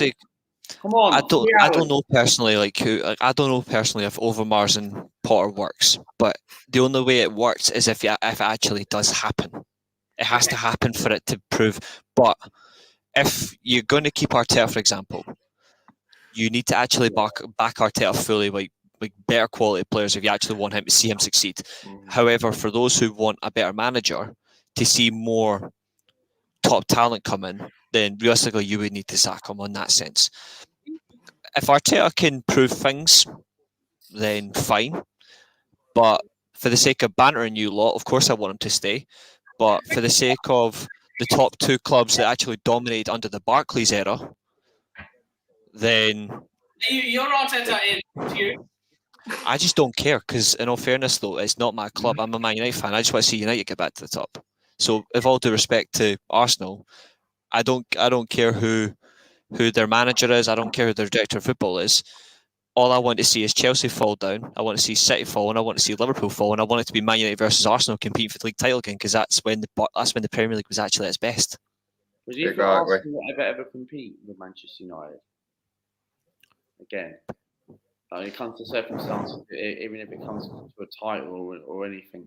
Yeah, you'll compete again. I don't think you should worry about not competing. I just think you'll only compete if you actually get people that are serious about football, not serious about going over to watch the Rams. How long do you reckon this is going to go on at Arsenal? Like people, Don't know. people protesting, people not protesting, and all that stuff. Well, look at your track record. Look at your track record. You've went on average. Your longest title blips, I believe, is what 19 years. I think John can correct me on that. Your longest until the end of this year. Your longest run without a league title is roughly 19, 20 years. Man United previously went 26 years without a Premier League title. First Division 1967, 1993 when we won the first Premier League title when they changed it. We went 31 years without winning a European Cup. Football has cycles, so it really does depend on that. Like there's cycles in clubs. Arsenal's cycle, I don't know how long it's going to be. Cheers, John. 18 years. It's all about like your cycle will eventually end. Liverpool's cycle went 30 years. So it really does depend on like Liverpool had to get away from we're living in the boot room staff. They had to get away from that and then eventually realise put all faith in Klopp's vision to be successful. United need to do that with the next manager. Back the bastard fully. If it's his way, you back him. Doesn't matter how shit it's going to get. If this guy, like whoever's coming in, is like the ideal man, if he wants certain things done, you back him to the beginning, you back him to the very end, and that's how it should be. Same with Arsenal, whoever they get. To be fair, I think Rich will probably agree with me on that one, although who knows. But do you agree with like not signing players before you get a manager then, Reece? That you need to get the manager first and then build his vision? Because I think it's stupid. I think it'd be stupid to sign players in January. Yeah, I think so. I think it's right to let players go that should need the game time. Like players that deserve the game time, I agree. I do agree on that one. But if you don't know who the manager's going to be and you just sign random players under an interim who potentially may not be the next manager, it's not a good decision. I don't necessarily agree you can buy players that will fit any manager either. I think you need to get the manager in first, and maybe the manager will then bring in coaches. Maybe then you look at but they need to do it quickly. They need to, as soon as they got an opportunity. I think if they had some agreement behind the scenes as to which manager was coming in, then maybe they'd get some players in if they'd spoken to him. But I don't think they know. That's why they haven't brought anybody. And people like Martial, people like Van der Beek, they're not actually getting in the team anyway. So if they go, it doesn't really make any difference. No manager is picking them. Yeah, and who knows? They might come back and find the next manager. If anything, if they do well, it'd probably raise the price a little bit. The thing is, Martial, like yesterday, or whenever it was, apparently I saw something about Martial was very impressive. I heard he didn't impress. He wasn't that good. In all fairness, I like Martial, but I wanted him to go purely because it just wasn't working in the end. I watched his first game for Sevilla. Yeah, I don't know actually. I'm gonna get it didn't work out. Tasting a game that he played on. Martial FC was more obsessed with the fact he was winning duels over scoring goals or putting in attempts to score a goal or get an assist. He really didn't do anything. I don't think the manager was impressed with Martial first game. I think he will come good though. I think he'll come good for them though. I think the league suits him really well. He just needs to find these. He just needs to find his form. In fact, he needs to play himself into form and just show himself. But he's playing on the left wing. I don't know if Lopetegui sees him as a striker or if he sees him as a left winger. But it really does matter to him. If he puts in the performances that he's done when he's highest scoring season for United at Sevilla, they could amount to something. He's definitely got the quality there, hasn't he? Yeah, it does. I just think it's a matter of just being consistent. I think there's a player in there. I just don't know how long it's going to take for him to find it. You can say that the same as Pepe as well. Mm-hmm. You've got a better manager, right? Maybe you can get the best out of Pepe as well. But here's the question: what's Pepe's best position for Arsenal? Is it right wing or is it through the middle? Right wing. Because when we had Maitland-Niles has gone out on loan to Rome, right? When he played, right, that game. I can't remember what game it was, but it was the first game of this first Unai Emery season. Pepe played with Maitland-Niles, and them two linked very, very well, and even Cedric as well. And the Sunderland game, yes, I know it was only against Sunderland, don't get me wrong, but Pepe and Cedric, right, link up very well. When we played Maitland-Niles as wing back, as a right back, Pepe plays very, very, very well. And for me, I'm not Pepe's biggest fan if you put really, I don't know. He's not been playing quite a lot of games and all that stuff. Whether it does come down to the manager or not, I watched a handful of games for him I watched a handful of the games for the AFCON before he joined you guys. Like prior to that, the first AFCON, And then I watched him play a few games for Lille, and he was fantastic for Lille, playing on the right-hand side, or when he had to, he played as a number 10 for cover. And he played Jonathan Ikone as the right winger when Pepe covered. He's our top goal scorer. He was quality. When it comes to wingers, he's our top goal scorer on wingers. Reece, Mhm. do you think Jonathan Ikone made a bit of a wrong move by taking a sidestep? Oh yeah. Why didn't he upgrade? I think for him it's about trying to find the right choice for himself. You'd have done a really good job at Tottenham. Who, Ikone? Ikone, yeah. Well, he does get ahead of Bergwijn, but at the moment on form, I don't think he gets ahead of Lucas Moura at the moment. But he is certainly good enough. But they don't. It doesn't really matter now because they've signed Kuvlevski, and Kuvlevski is a decent player as well. A lot of people are saying he'll flop in the Premier League, though. Depends on how Conte uses him. That's the most important thing. And I think if you can look at Conte's track record with wingers, I don't think Kuvlevski has a lot to worry about.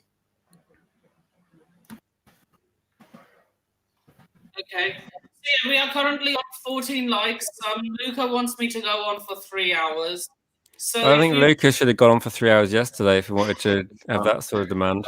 I would have flopped it. So. Luca, here's the thing. If we reach 20 likes before the 2 hour, 30-minute mark, we're going to go on for 3 hours. I just want you to go for 3 hours anyway, mate, because I need a good chat. I've been streaming on my Twitch since 11 o'clock this morning. I stopped at the back of 9.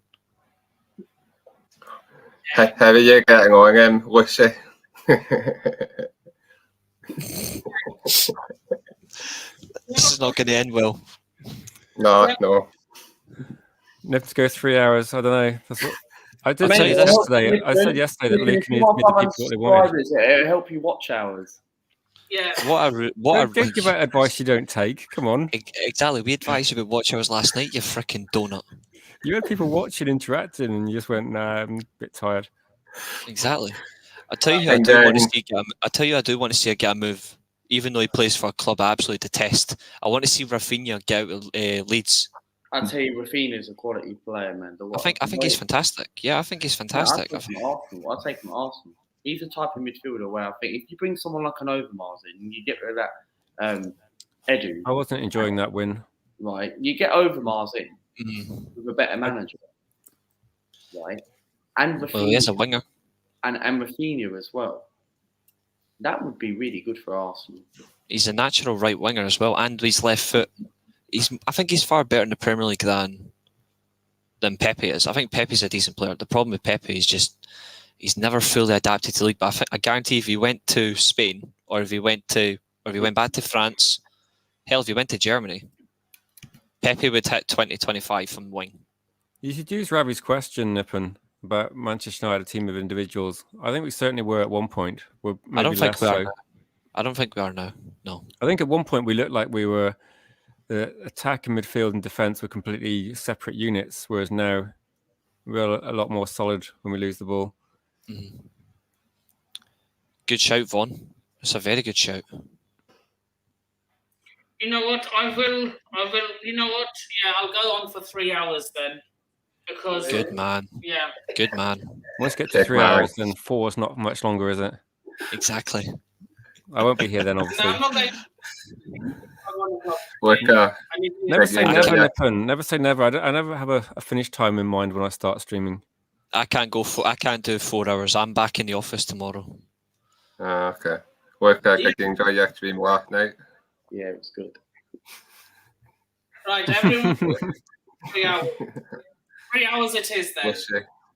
3 hours is good enough. Nippon, I've got a question for you, Nippon. You made some promises recently about All Action Harrods. I just wondered what that involved because I'm definitely on board. It sounds amazing. Wait, but what is it? The hell's All Action Harrods? I don't even know what that is. Lunch in Harrods. What? What the restaurant? No, Harrods, the shopping centre in London. Yeah, what about it? Oh, okay. Are you going shopping? No, Are you going to buy me a Rolls Royce? they don't. Are you going to buy me a bit capping around the house, nothing? Not all action. That's what you said. I'm sure I heard that. A lunch. Oh, okay. Nippin's got to Harrods to expose the cockwombles. Yes. Nothing. I've got a question for you. When's that date happening? Cockwomble. Oh. But I don't. Oh, mate. Lads, you need to see this. I'm chilling on FIFA in the background and I've literally just done this. I feel sorry for the people. What? This is showtime. Like, obviously I can score corners, unlike some people. Where's your lights, guys? How bad is that? I just smacked half his head. Watch. Let's have a look. I don't want my Wow. screen getting cancelled. It's okay. I'm not online, so it's fine. That's how you hit. Yeah, my light is off. To be fair, it's 11:30. I'm not having a light on. Look at this comment. That's literally what I just asked you. Nothing. Devils Come United. on. You want to know? That's up to Vicky, not up to me. No. It's up to you. That's not how it works. Does it not? I No. thought it was the other way about. No. The way it started, Vicky said she was going to take Nippon out somewhere. I Although think I'm she not sure can't. she remembers. I don't know if she can remember. She was absolutely bladdered. Yeah, I don't think so. She be bladdered, mate, because I was going that stream that night. Oh, God. Nippin's looking for football questions and nothing's happening. Nippin's more blush than a splushy. Goal on FIFA I scored. Of course I'm. To be fair, I am doing a Benfica career mode that I've been streaming on Twitch, and I'm absolutely balling. Reece, do you play seasons? Division Reece, seasons? Do you What's rate that? points? Division Oh, seasons. right, it's division. Oh, the pro career. I haven't done that in 4 years. I'm stuck in Division 9. I've not done it in like 4 years. Do you rate I'm just reading these comments, man. So Did I rate funny. who? Harvey I'm Barnes. saying. Oh my God. Did I rate Harvey Barnes? Yeah, I think Harvey- I think he's decent, but I don't think he will amount to much. I mean, he does amount to the fact that his team got beat off their bigger European rival, but yeah. Yeah, I agree. I mean, Yeah, imagine. team of- I mean, I thought it'd be a Robin tough Hood. game. Did anybody see that kicking coming though? I thought it would be a hard-fought game and maybe extra time, but I didn't think Leicester would get completely battered. Their defending corners makes ours mate. from last season look good. I thought we were shit at defending corners. Just That defending from Leicester is absolute Sunday league at its best, wasn't it? It's not even that good.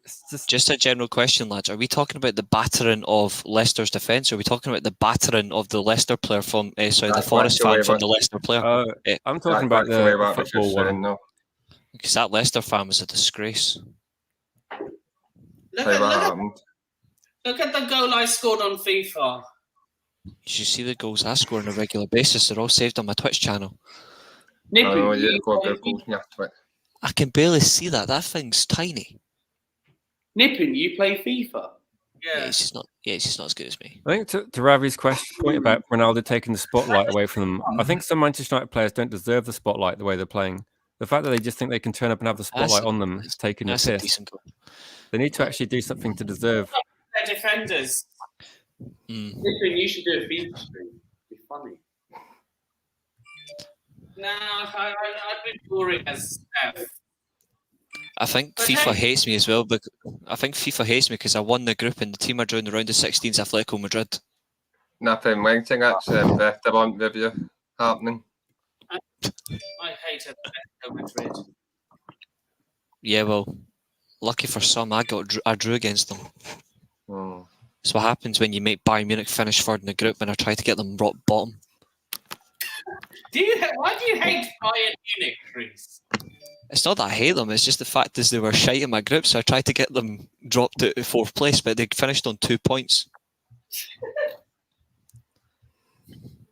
Probably because they win the German league every year. I've got nothing against the fact they win the German league. They're the best run club in the country, so No, I have nothing against them winning. It takes all the competition away. Why does it take all the competition all the way?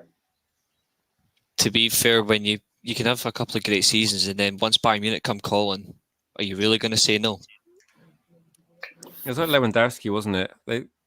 He was probably the best player in the league, and Bayern Munich just go, come to us. Join us. And then Yeah. it's like, I don't know. Can you imagine, can't you, if at the end of the season when Liverpool won the league, if Manchester City had said, Salah, Van Dijk, come on, off you go, leave Liverpool, come to us. It's that sort of scenario. I'm literally just watching the highlights of Celtic Motherwell on the telly right now. And I don't even. I can't pay myself to watch it, man. Let me just sum up in the nicest way possible. Motherwell stood there, bent over, and just got pumped up the backside by Celtic. That's what happened. I was absolutely ready to go on a rant. These were pish. Hearts were worse though. I mean, mate, that was beautiful. We have no lunch in Boxing Day against Livingston. That's because you got Graham Alexander as a manager. What's the most embarrassing FA Cup defeat the weekend? There I go. Most embarrassing, I think it was Cambridge over Newcastle purely because of the size and financial clout. In the fourth round. Fourth round. I create Leicester against Nottingham Forest today. Boreham Wood. We're Boreham Wood. Boreham Wood, 100%. Boreham Wood, 100%. Just a bit like Manchester United is embarrassing. Then Vaughn, I'm not having that. Vaughn, I'm not having that.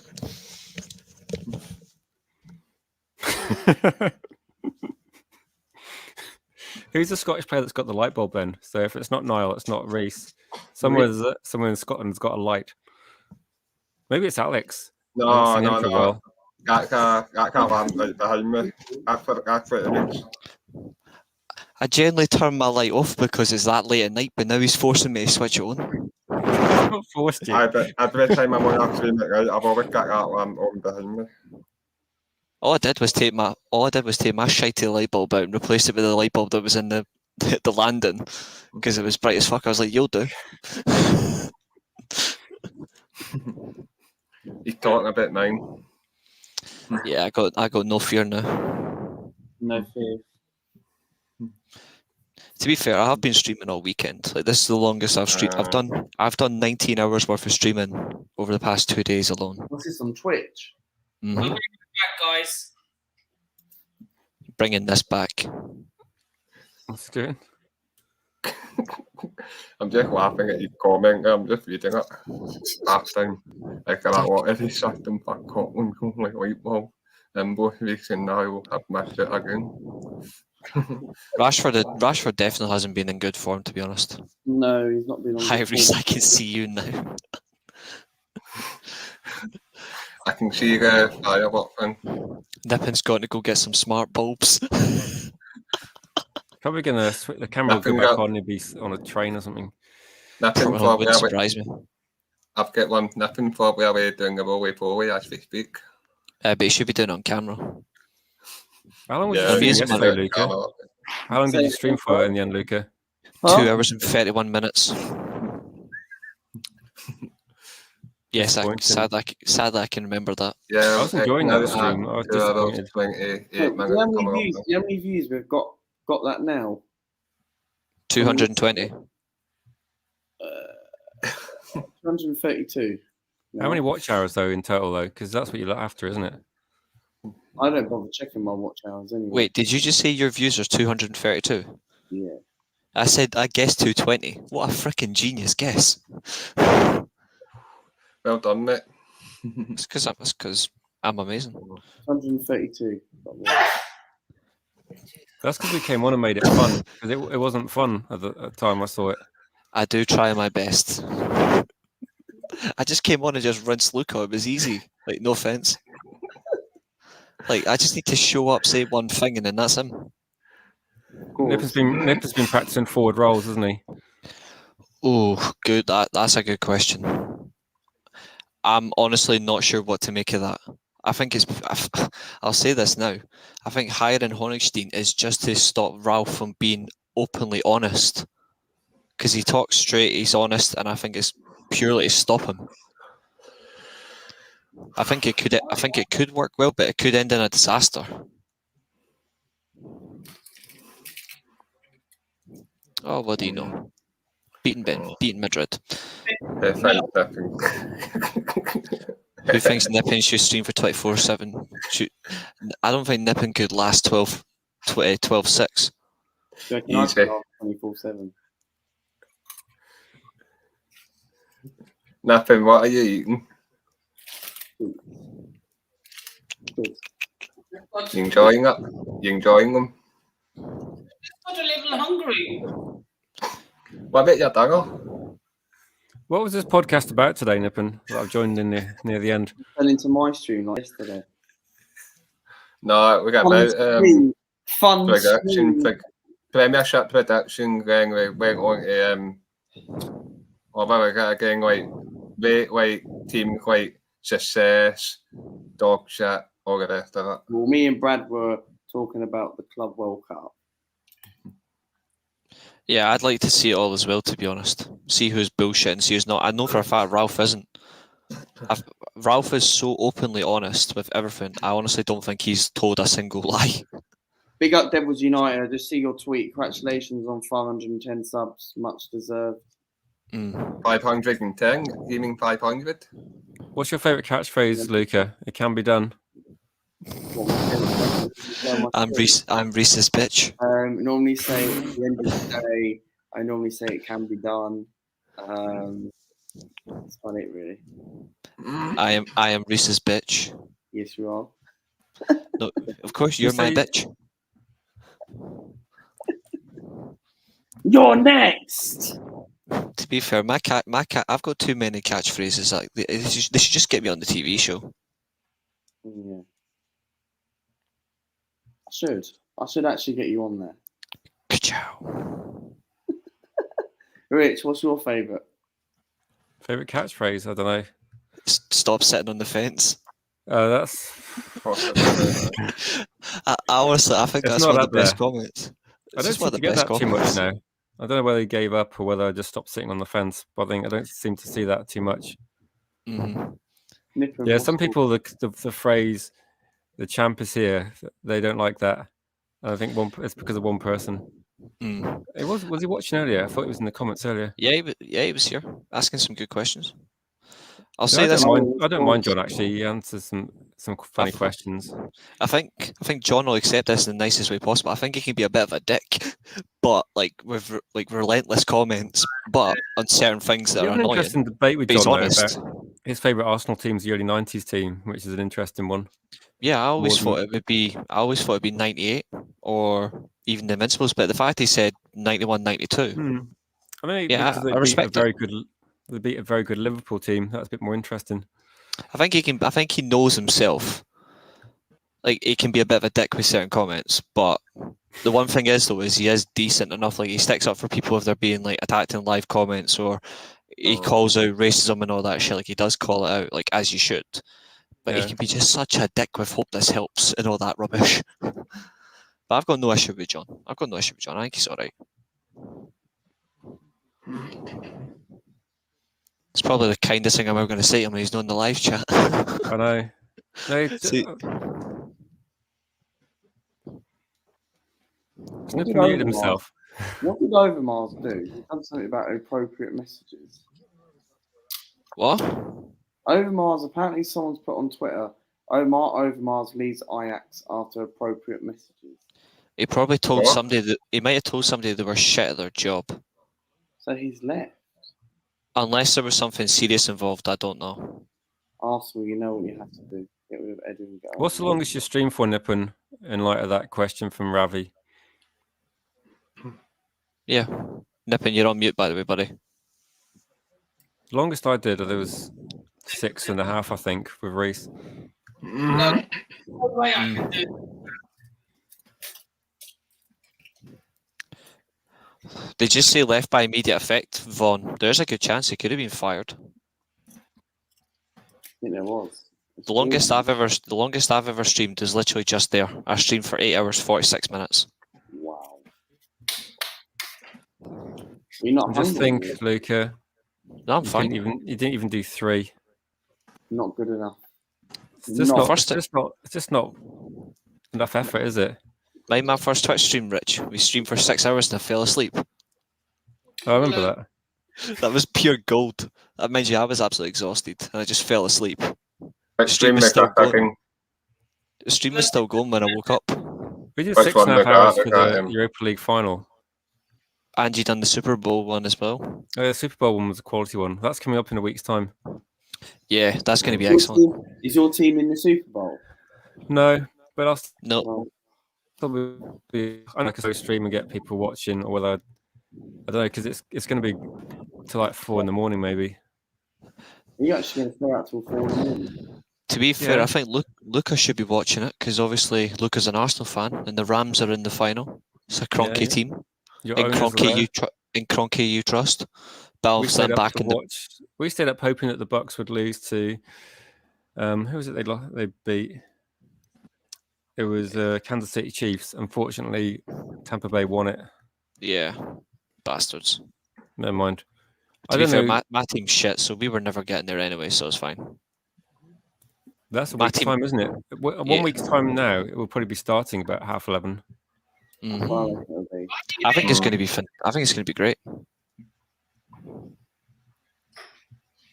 Say that again, sorry, Nippon. Why do you hate Tampa Bay? They're I owned don't by the hate them, Glazers. really.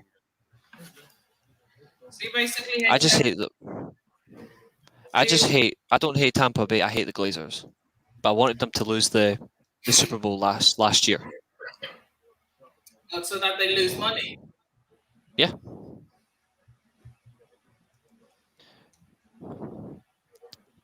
People think they make money. People think Tampa Bay is funded by Man United. Like from there, it's not. It's separate franchise. It's separate franchises. Like it's a franchise compared to a business. You cannot put money from a football club into an NFL club.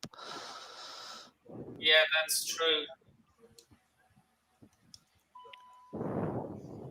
I don't think Tom Brady was getting paid crazy money either. I think it was like 9 or 10 million a year, hmm which sounds a lot, but it's a tiny amount with the Compared to like what? some of the other quarterbacks. Yeah, or compared to what like Michael Jordan or Kobe Bryant was making, like in Yeah, to put into context, NBA. it's about a quarter of Steph Curry's salary. I think he's getting about 45 million. So it Just wasn't. They mental. weren't throwing money at him because he's quite old.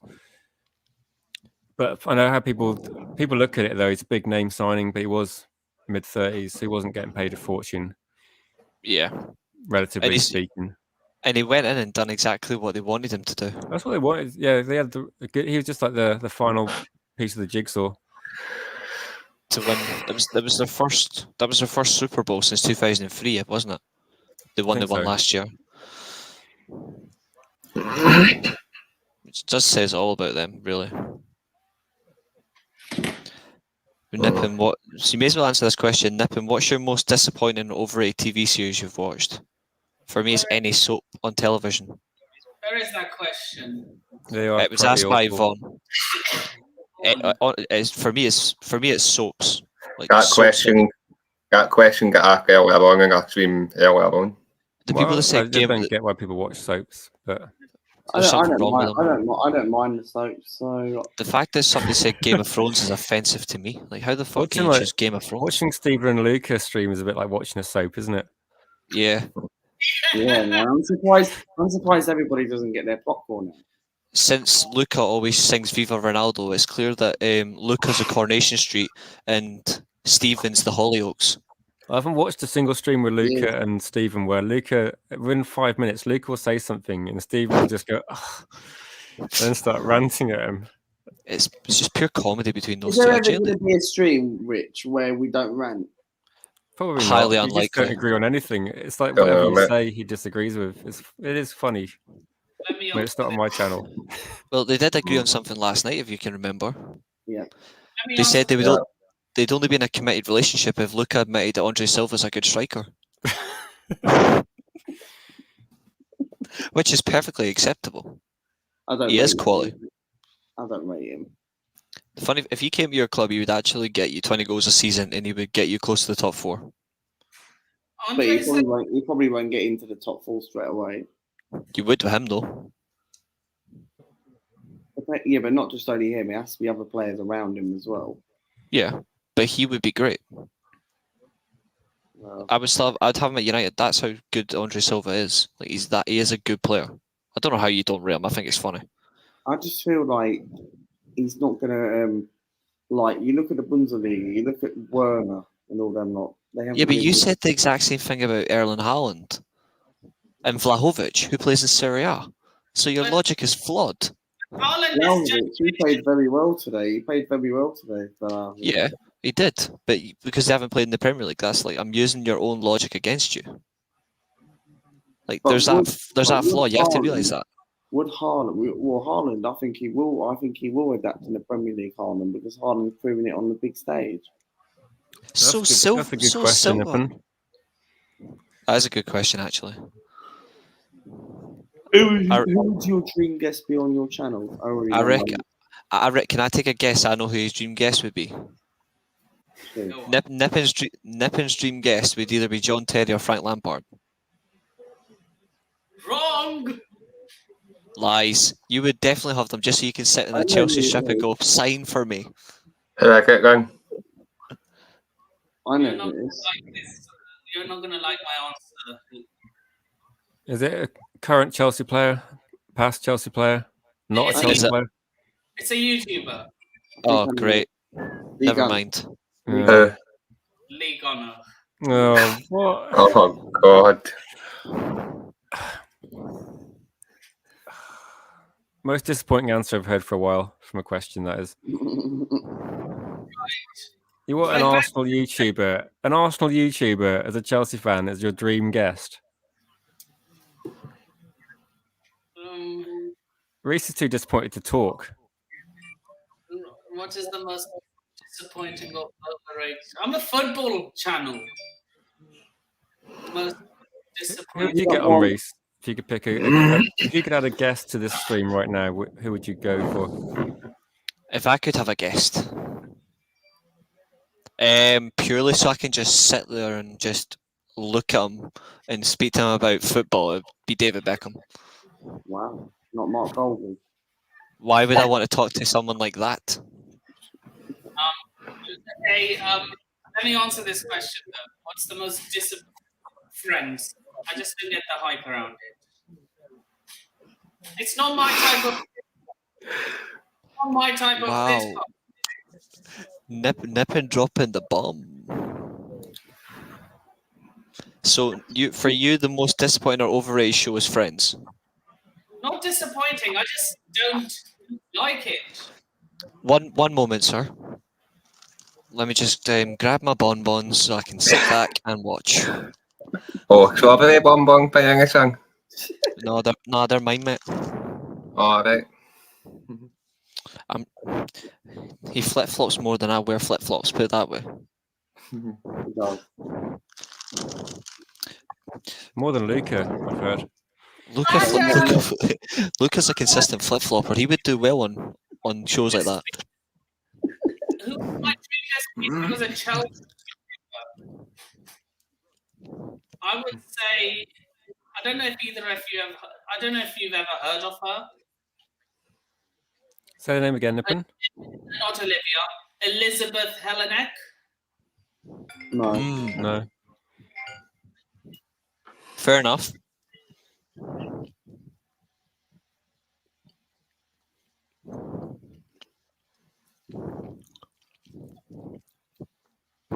I think you just need some pie in your life and enjoy it.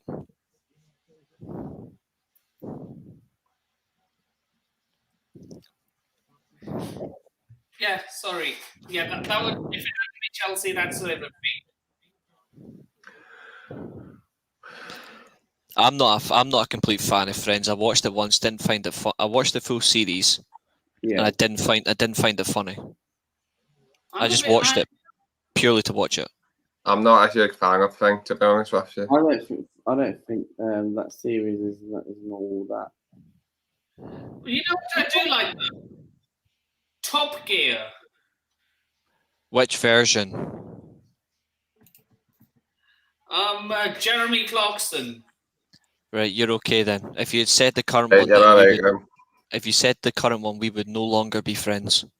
No, Reece will be doing a rant. No, I would Okay, literally. No, I'm not kidding. If he said he liked the current version, I would literally just leave studio. I'm not joking. I would leave. Reece would just walk out.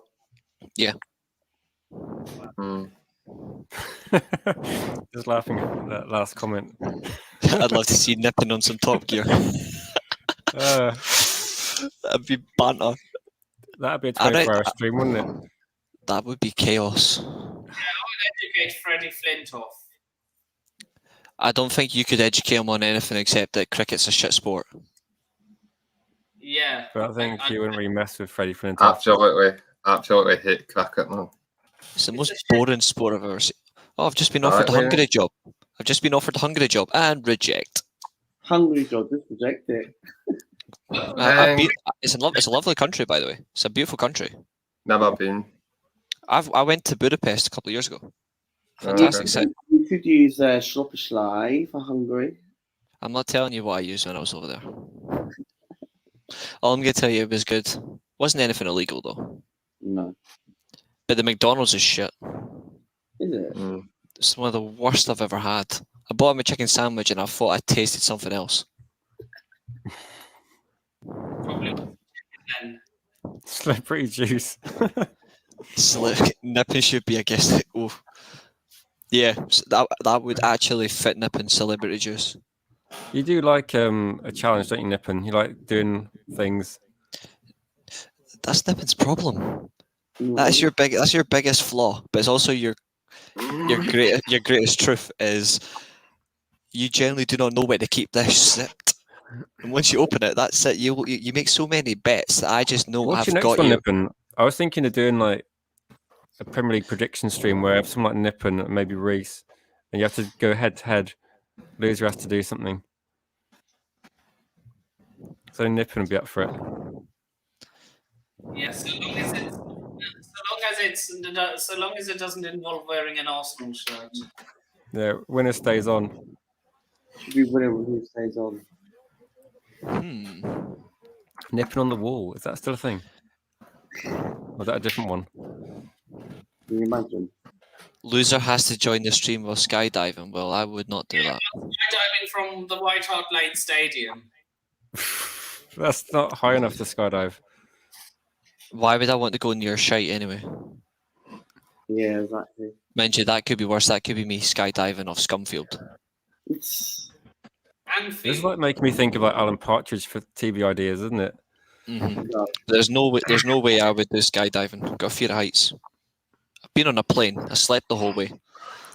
Okay, Jago's question: who can actually drive? That'd be more. We know Nippon can drive. We've seen the proof. We know Brad was on earlier. He can't drive. We know that. I can drive. Reece can drive. Slippery coach trip. Who would he go with? Who? I reckon I would beat Nippon in a drag race. But I reckon I would be on a drag, not the actual like dressed up as drag, because that's not my thing. An actual drag race, I reckon I would. But round a track, I reckon it'd be very close. I think we'd finish same time.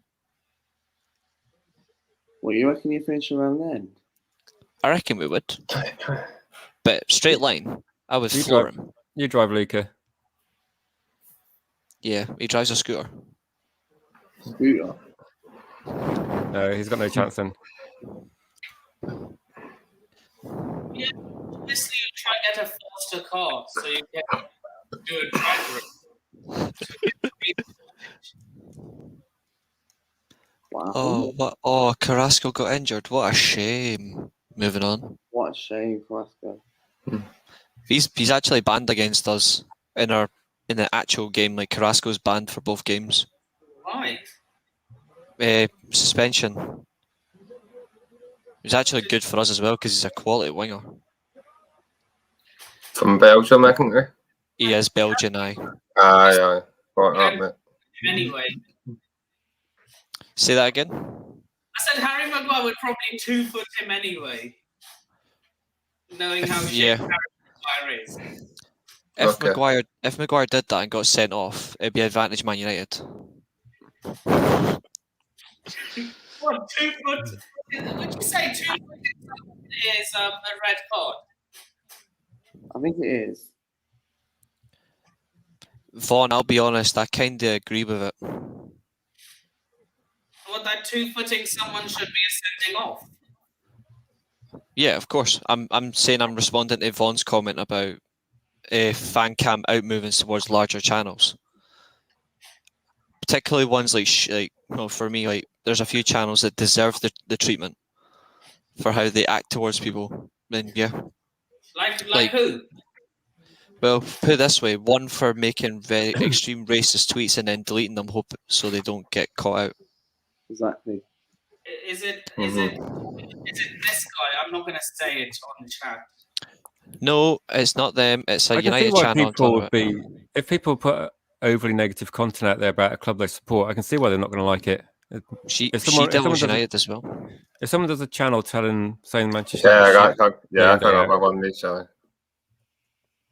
Is it that guy who opened the private chat?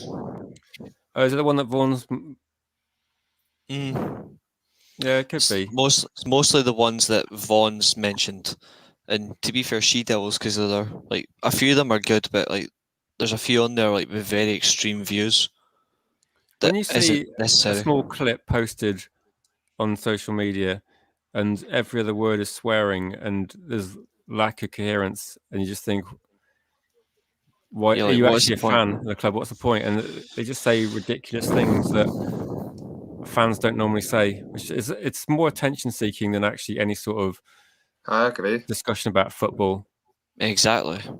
And then not letting your guests actually speak as well, just dictating the whole conversation, shouting this, shouting that. Like if we did like the Middlesbrough review, where we basically just shouted abuse about Ronaldo for missing a penalty or Langer for missing that, then I can see why people would watch it and think, do you actually support Man United? But if you just look at it and go, okay, there's some positives. Some obviously the negative is that we haven't converted a crazy amount of chances. But I can see why people don't like it. Now, people probably don't like our channels, and that's fine. But we're not being offensive towards anybody. So if you don't like, we just have a laugh. Watch. Yeah, my channel I'm on, we just have a laugh. All I'm going to say, Vaughn, is just avoid the channel. Unless Dora's on, like Dora, Lauren and Chelsea. Just, they're all right. The rest of them, avoid. Avoid bin chicken. Rants and Bounce, I don't know too much about. United Stand, AFTV. AFTV is like almost like a parody, isn't it? Where they, in a competition, see how much they can get offended. Reece, when in the private chat, that racist person was? He wasn't the one I was thinking of, but he has had some very indirect comments before. He said some controversial things, I think you'd say. There's so much wrong that needs to be resolved. That's the only thing. I don't care if people want to do YouTube or anything, right? That's your prerogative. But it's when you start taking advantage of people and using your views as a way to. I think you have to be responsible about if you go on something where potentially, okay, maybe 10 people watch it, 50 people, 100 people, or if the video becomes popular, a lot of people. If you're saying something extremely offensive and maybe incorrect about somebody, then you can't expect there to be no repercussion. If you're being deliberately offensive about somebody without any good reason, I think I'm not surprised that there's a movement against it, because some of the people that people have mentioned in the comments, they do say deliberately offensive things and take it too far to get attention. I don't think you can do that without impunity. I think if you do these sort of things, you have to expect a reaction to it. Yeah, and I think there has to be a limit to what goes on. So, like with Ravi's comment, I can't comment on certain individuals because I haven't seen them, and I think it'd be wrong to say this person is that because somebody else has told me. I don't watch a lot of these channels, but I do see some clips, and I think some people do a soundbite that's very offensive to get a lot of impact and to get people to notice it, and people do notice it and they don't like it. Yeah, Vaughn, Expressions is Rant's brother, who also said that he was an Arsenal. That Rant's used to be a Spurs fan. I've only seen clips of Rant's, and what I've seen, fair enough, he's doing his thing. I just don't like it, and I refuse to watch his shows because of it. That's just what it is. Some of it is fairly controversial, and that's just how it is for me. Goldbridge, I fucking detest him. Like, I just detest him. I'm indifferent with Goldbridge. I don't really watch him, and I think if people don't watch, I watch him like on and off, mate. Just don't watch him. It's just Not even a United. he's just so. His views are so inconsistent. Yeah, he's worth like 1.2 million, something like that. He's worth money. Like him and his channel. Like I'll give him that. Like they've worked for that. But it's the constant controversial and like flip flop stuff. Even like some of the people they've had on, very. I think you have to consider Goldbridge not a football channel really. It's like an entertainment channel. I want to do that, by the way. Yeah, like driving and fitting all that. Aye, like I just have views towards him that is, I would say, reasonably fair. I just cannot stand him. I like Adam though. I like Adam. Yeah, Adam. He's a good, like Adam's sound. Really good guy, man. I've done streams with him before. Don't know him in person, but he's a good guy. What happened? Do you rate Steve Housen?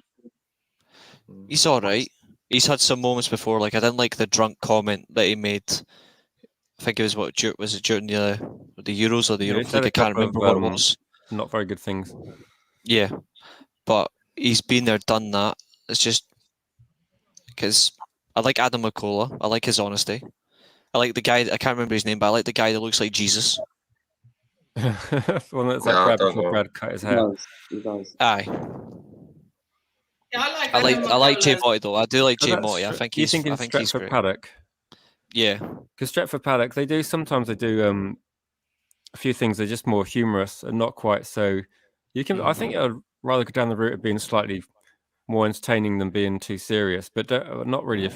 What's the point in shouting and screaming? It's not really. Yeah.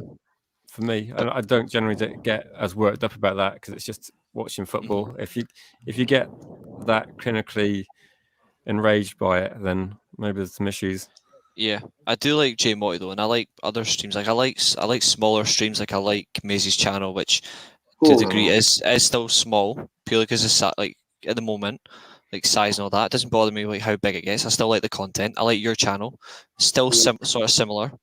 I do like obviously the weekly armchair because I'm on that channel. All for United, they're fairly big, but they're still a good channel. It's good content. I just don't like certain channels for the way they. I just don't like certain channels for the way they. Like the way they conduct themselves in it, themselves in it. Yeah. Yeah. I should get Johnny, the Chelsea fan, to Mason Mount. I actually met him in real life. He's a decent fella. My United agenda, I like as well for what they're doing. They're doing things differently. I like what they're doing. I like for rival stuff. I like Doug's channel. I like what Doug's doing. I like Sweet and Sour. Like for Wolves. Like there's fairly good ones. Like even Flying Pig for gaming, not for the Man United stuff, which is good, but for the gaming side, I really like. I like his Man United. Brilliant. I watch it like all the time. But for me, if like I've got to resonate with the channel. I've got to have something that I like about it to watch. So like with Rich, it was a one-on-one conversation before a Man United game. We sat there even when the game kicked off. We just spoke, and it was good conversation. And since then, I've always been around. If I resonate with the channel, I'll stick around. If I don't resonate, I'll just bolt. That's just who I am. So we are about to approach 3 hours. Still going strong. Still strong. Going strong, mate. You're going strong. So that's the key, Nippon. You start off with different guests, and then halfway through the stream, other guests arrive to just keep it going. So then no one has to do 4 hours. Yeah. I did a stream recently, I think. I can't remember which one it was. And it was about 2 hours, but I ended up with different guests to what I started with. And that's happened a few times. I thought Luke was asleep then, actually. Good to hear you're still going.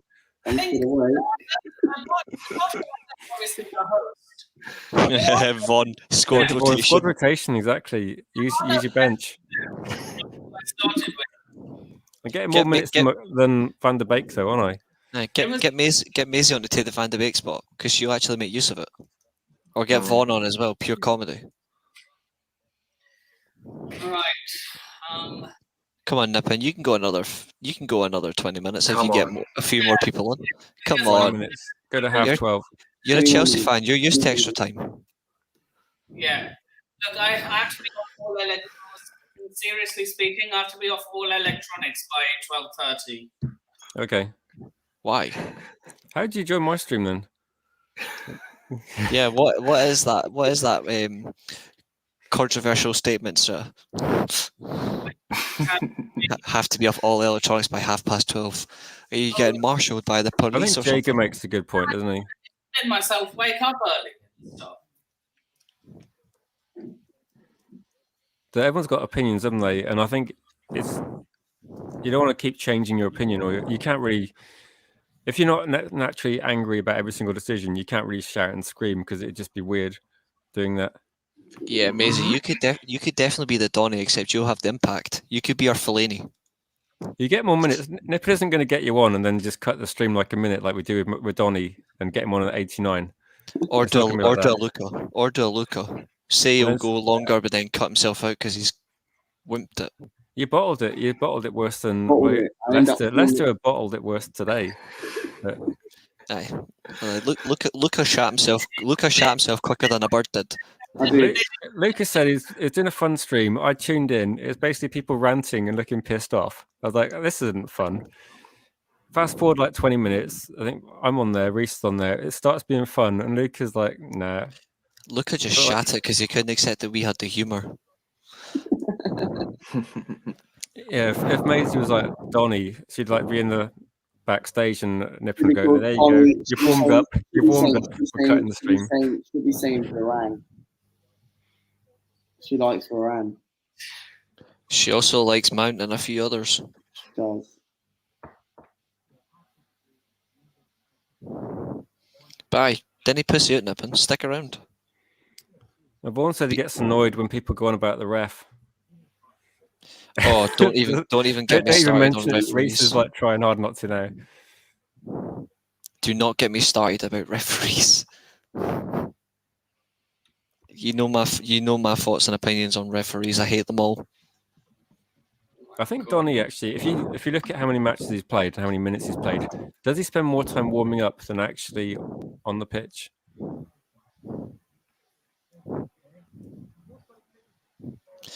I have select issues with referees from one particular nation. Not all of them, man. There are some Yeah. decent ones. Name the decent one, Nippon. I do one. not know. I do not know a decent English referee. Do you remember our best referee when he gave 3 yellow cards in a World Cup match? Yeah, Graham Paul. He would have got the World Cup final that year He if he was hadn't getting done the it. final as well. What about Mark Quattenberg, who you did No. it? He's pish. Aye, passionate, aye. We're losing Vaughan now. This is the last thing Vaughan wants. Like referees, like pure and simple. English referees don't know what they're doing. If you want to do well as a referee, just go to Germany and learn, or go to Italy. But if you're an English referee, you've got more luck like stealing from a bank than refereeing in England, because it's just you're absolutely like the worst referees in football is English. I'm sorry. They're just saying that because it's I've seen a few howlers from Scottish referees, but the worst refs are English. They don't know what they're doing, Nippon. Who's These put refs this are question absolutely on? terrible. Nippon, there's a good question there from Ravi. Worst footy pundits. So there's a lot of ex-Liverpool players really contesting hard for this one. Soonest I can name a fair few actually. I can name about 10. I'm not sure. I can name my list. Michael Yeah. Owen's bad. for me in terms of bad pundits, Graham Souness, John Barnes, Jermaine Genius, Lee Dixon, Ray Parlour, Jermaine Genius I don't like. Rio Ferdinand, Simon Michael- Jordan. I like Simon Jordan, funnily enough. Aye, same here, mate. Fun well. Peter Crouch, he's shit. Jamie O'Hara. Yep, Jamie O'Hara. Yeah, Who Mace else is is- right there. Jermaine Genius is Gabby- definitely on the list. There's two. Gabby Abongo. Gary Neville's a clown when it comes to Gabby pundits. He's a Abongo. Gabby Abonhard, that's it. The best pundits is Keane, Richards, Alan McCoist, number Alan one. McCoist is quality. I quite like him. Jurgen Klinsmann. Jurgen Klinsmann for me. He was the best at the Euros. And him and Alan McCoist. I think Neville's an absolute clown for a pundit, mate. He is. You didn't put Jamie Carragher in any of them. I think Carragher's okay. I think he actually speaks more sense about United than bloody Neville does. I'm not joking. Glenn Hoddle, that's a good shout. I think Gary Neville alludes a lot of questions that Carragher asked that were genuine, and he alluded to it and he ran from them. Glenn Hoddle's a bit of an interest. I think the best pundit, though, like pundit really and like- commentator, is Ali McCoyster's quite good for being entertaining, but also knowing what he's talking about. he's the best Alan pundit for me in McCoy's- general. I He is think the best Alan one. I think Alan McCoy's. Do you think with some of the pundits, you need to have like a double act almost? It's not just the one pundit, it's like two people together that work well as a team. Maybe one person's a bit more.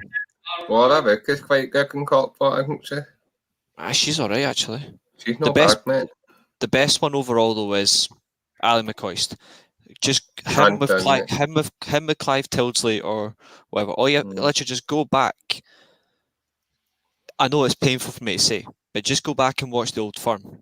Just go back and watch the Old Firm, and you'll see just how honest Alan McCoist is, and he's a Rangers legend. Just go back Do you think or some of watch the some in the ex-players, Euros. like I think with Gary Neville, is because he's a Manchester United player, he has to then try to make sure. I know he goes too far by trying not to be biased, or maybe that's part of it. Richards and Yeah. Keane, Mike Richards and Keane is like a quality double act. So maybe you need Jimmy- like a partnership. Like I think with whoever Ali McCoist was with recently, I think that worked well. Motson and Motson's the best one for me, but Tildesley with McCoist is Tildesley and the best. I think might have been good in terms of like getting quality information and also them being entertaining. They should have been the commentators for the European Championship final. I'll tell you who else actually I really think is an absolute shit pundit. Emma Hayes. I think she's bollocks. Chelsea women manager, is she? I think she's a good manager, but she's a crap pundit. Alex Scott's a brilliant pundit. I don't think I've heard Yeah, too much of Rooney. I don't like Alex Scott because she's deluded about Arteta. I think Leanne Sanderson's a bit of a controversial one. Do you mean she disagrees with you? Yeah. I don't like Patrice Evra as a pundit. I don't know about Evra as a pundit. Evra as like a 30-second Entertainer. video clip to watch is Yeah. really good. It's too much passion with like a pundit, isn't there? I love him as a player, but the minute he disrespected Ralph Rangnick's when I started hating him as a pundit. Evra's just biased though, isn't he? He's just going to be biased towards his friends and colleagues that he played Yeah, with. you shouldn't but- be. In a realist, I think that's the problem. Is that you shouldn't be. That's what. I don't think should be. Well, it's not really a pundit. It should be. He's just an entertainer, isn't he? He's just someone that you put a clip out where he just does a video where he's like sliding off his car or something. He's just great to watch. Yeah, like that whole segment when Ralph Rangnick was announced Man United interim manager. Thierry Henry I know, but that's like spoke more sense than Patrice Evra. If like Doug was in a job and someone was going to take his place and they were saying Doug's shit, you'd be defending Doug and they'd be disappointed if you weren't. So it's true, you can but see why he's doing it.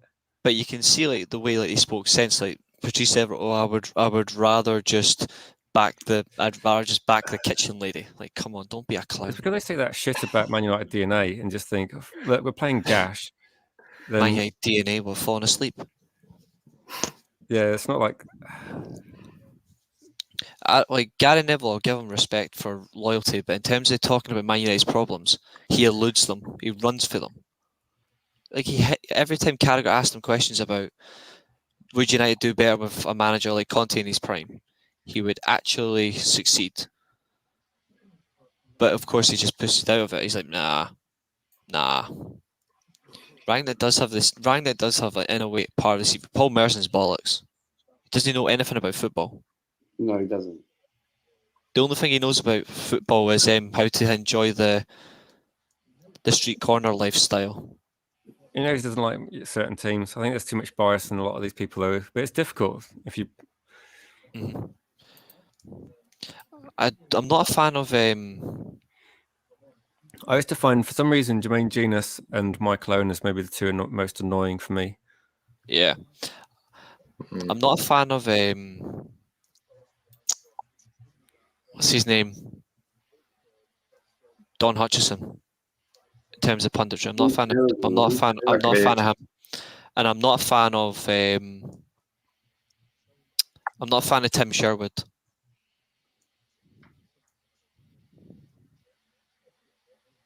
But I think Who's in the terms of the Euros, ex-Blackburn and Celtic striker that always Chris basically Sutton. just argues with everybody? Chris Sutton. Chris Sutton, is it not? I don't know whether he actually genuinely has an opinion or he waits for two people to talk and then just chooses the opposite one so he can argue. Hargreaves just speaks football. Like Ferdinand I don't even know what Ferdinand does half the time. But Ian Wright's decent. I like listening to Ian Wright. I don't like listening to Gary Lineker. Yeah, he's insane. Ian Wright, good.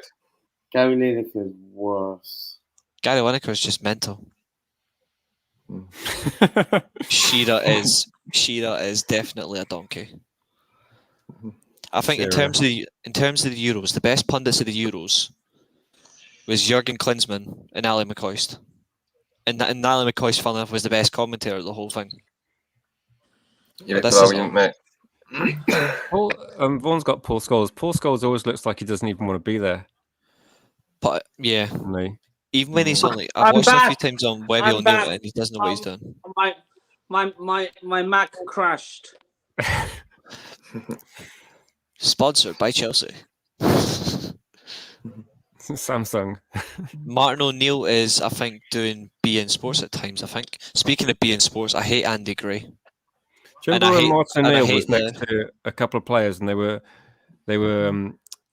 quite like talking him down? Then he started talking about the European Cups he'd won with Forest. I can't remember who it was now, but I didn't mind him. Yeah, that I can't remember. It was Arsenal players, I think it was. He was around at the time. Yeah, I don't know if it was funny. Richard Keys, I hate him. I hate him, mate. I love Cannavaro. I hate Richard Keys though. That freaking hate him, mate. Absolutely hate Richard Keys myself. Richard Keys, like you could ask Richard Keys. I thought Cannavaro, Cannavaro and Vieira, where they're almost like, "What have you won?" And I think maybe it was not that long after Arsenal bottled the European Cup that he said, "Well, I did win 2 European Cups back to back." I think he won 2, didn't he, Martin O'Neill? Charlie Nicholas, good shout. I hate that little cockwomp. I don't like John Hartson either. Is Luca being sucked into a vortex? Or are we talking? How the hell have I taken Atletico Madrid to extra time? Right, I'm back. Are you? Said that before. Terminator. 8 minutes to go. Adrian Childs just creeps me out. He looks like Martin Clunes.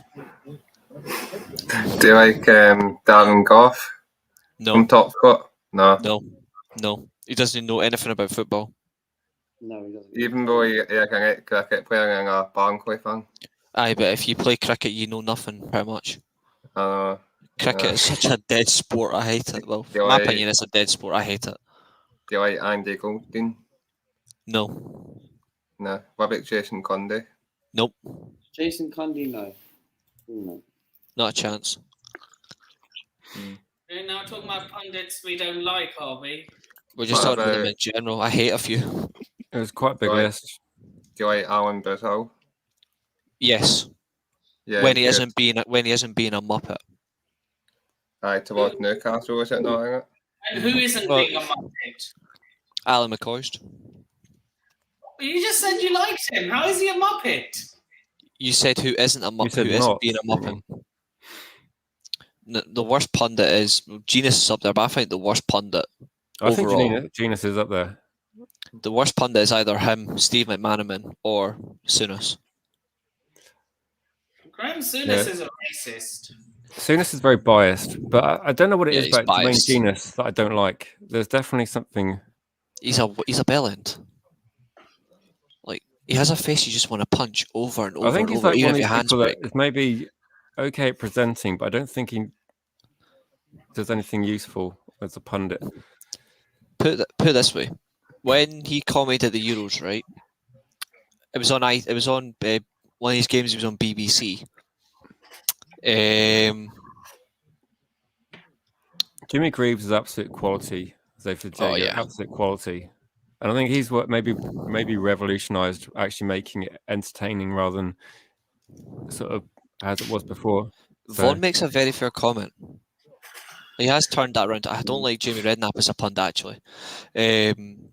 there was a comment about Jermaine Genius was commenting on one of the England games. Shock. I think it was Croatia, and obviously I was wanting Croatia to win. But every time he spoke, it was like he was wanking off Phil Foden and Mason Mount. I was like, Jesus. I'm like, Jesus Christ. I'm like, Jesus Christ. They were shit in that game. Like they were utter shit. Do you rate any of those England players? Put your bias aside. Do I rate any of the English players? Yeah, I rate 4. Yeah, I rate quite a few of them myself, yeah. I rate 4 of them.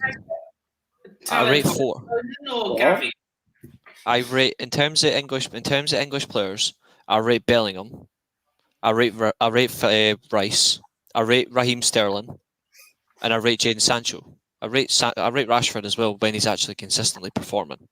That's it. So there's 5. Right. I don't like making people cry. I just like. And I do like Saka. I do like Saka. And I just scored a 120th minute winner in knockout Benfica, Atletico Madrid. Atletico Madrid. Yeah, I beat them in extra time. Nice. When did Roy Keane make Jamie Redknapp cry? I think when he ripped off. I don't rate Winks. He's an awful footballer. My grand's a better footballer than Winks. She's like 50 years his age. Nah, he's crap. Yeah, Bellingham's a good one as well. Yes, I was at Sergio Reguilon. Trent Alexander-Arnold for me isn't even as good as Reece James. I'm actually saying that. As a defender. He's better than Trent.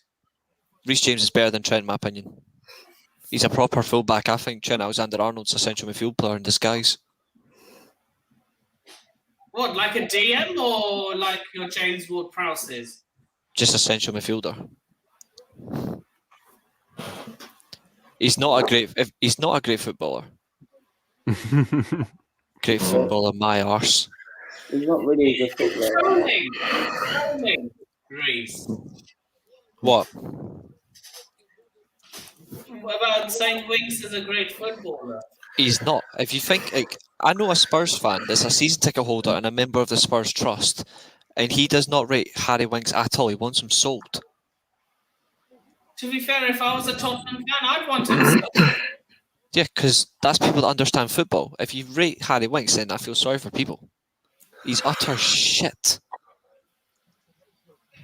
A blind man is better at football than Harry Winks. I agree. Yeah, me too. Yeah, I agree.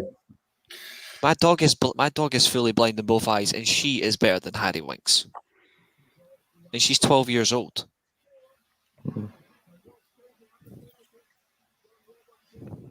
Okay, getting your FIFA game. Who?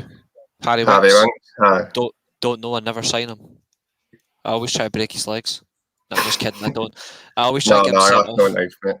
You know what? Don't be so brutal, man. No, I just get them sent off.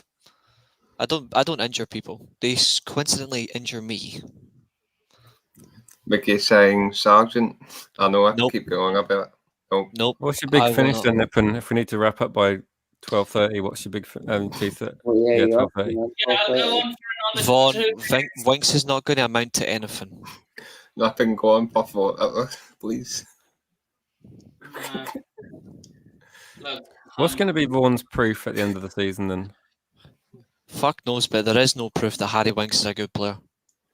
That's like saying Eric. That's like saying Conte. Conte saying that Dyer is world class. That's wrong. Conte. What happened? How many points have you dropped in? Well, Niall supports Motherwell. Yeah. Lucas supports Arsenal, so that's 2. Yeah, I rate Sancho. Yeah, He does. I rate Sancho. Jonathan, you're back. Jonathan, we said nice things about you about half an hour ago. I did. Where the fuck have you been? Oh, Oh God. Well, Chelsea are going for a bad run though at the moment.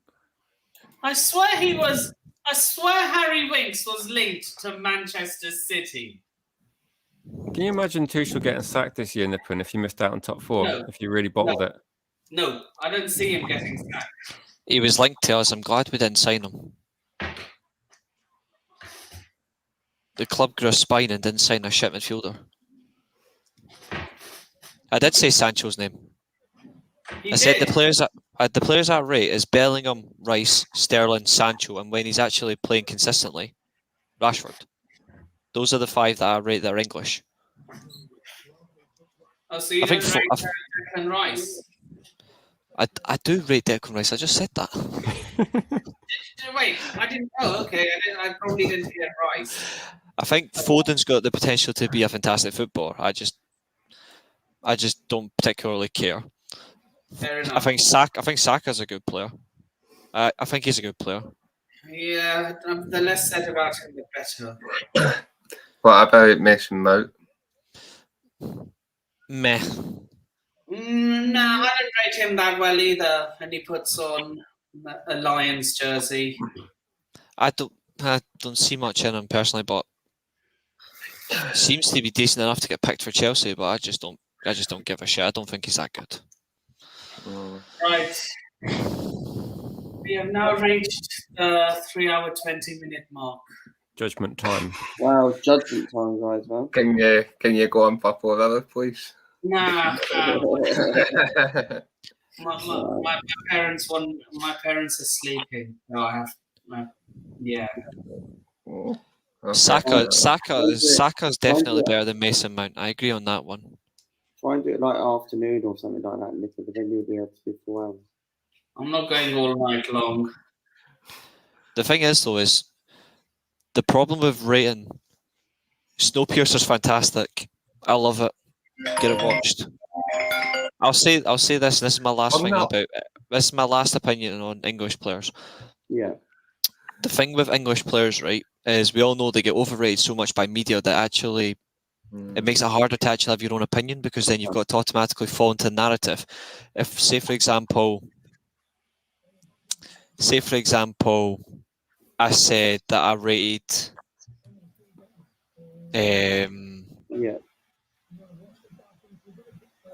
say for example, I do actually rate Smith Rowe. I'll actually go with this. Say for example, I said Smith Rowe, but Smith Rowe was say absolute shit.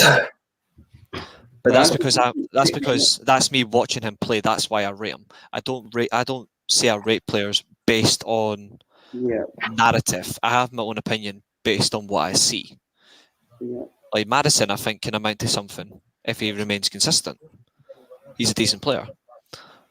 But in terms of his position, he is not getting ahead of, at the moment, Mount, Foden, Sterling, Saka in the England team because they play in that position. I have a question for you. Why do Roy Keane and what's his name? Okay, God.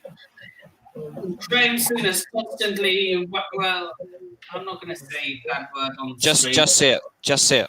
Yeah, why do they constantly wank off English players, even though they're and Well, to be fair, and this is an honest comment.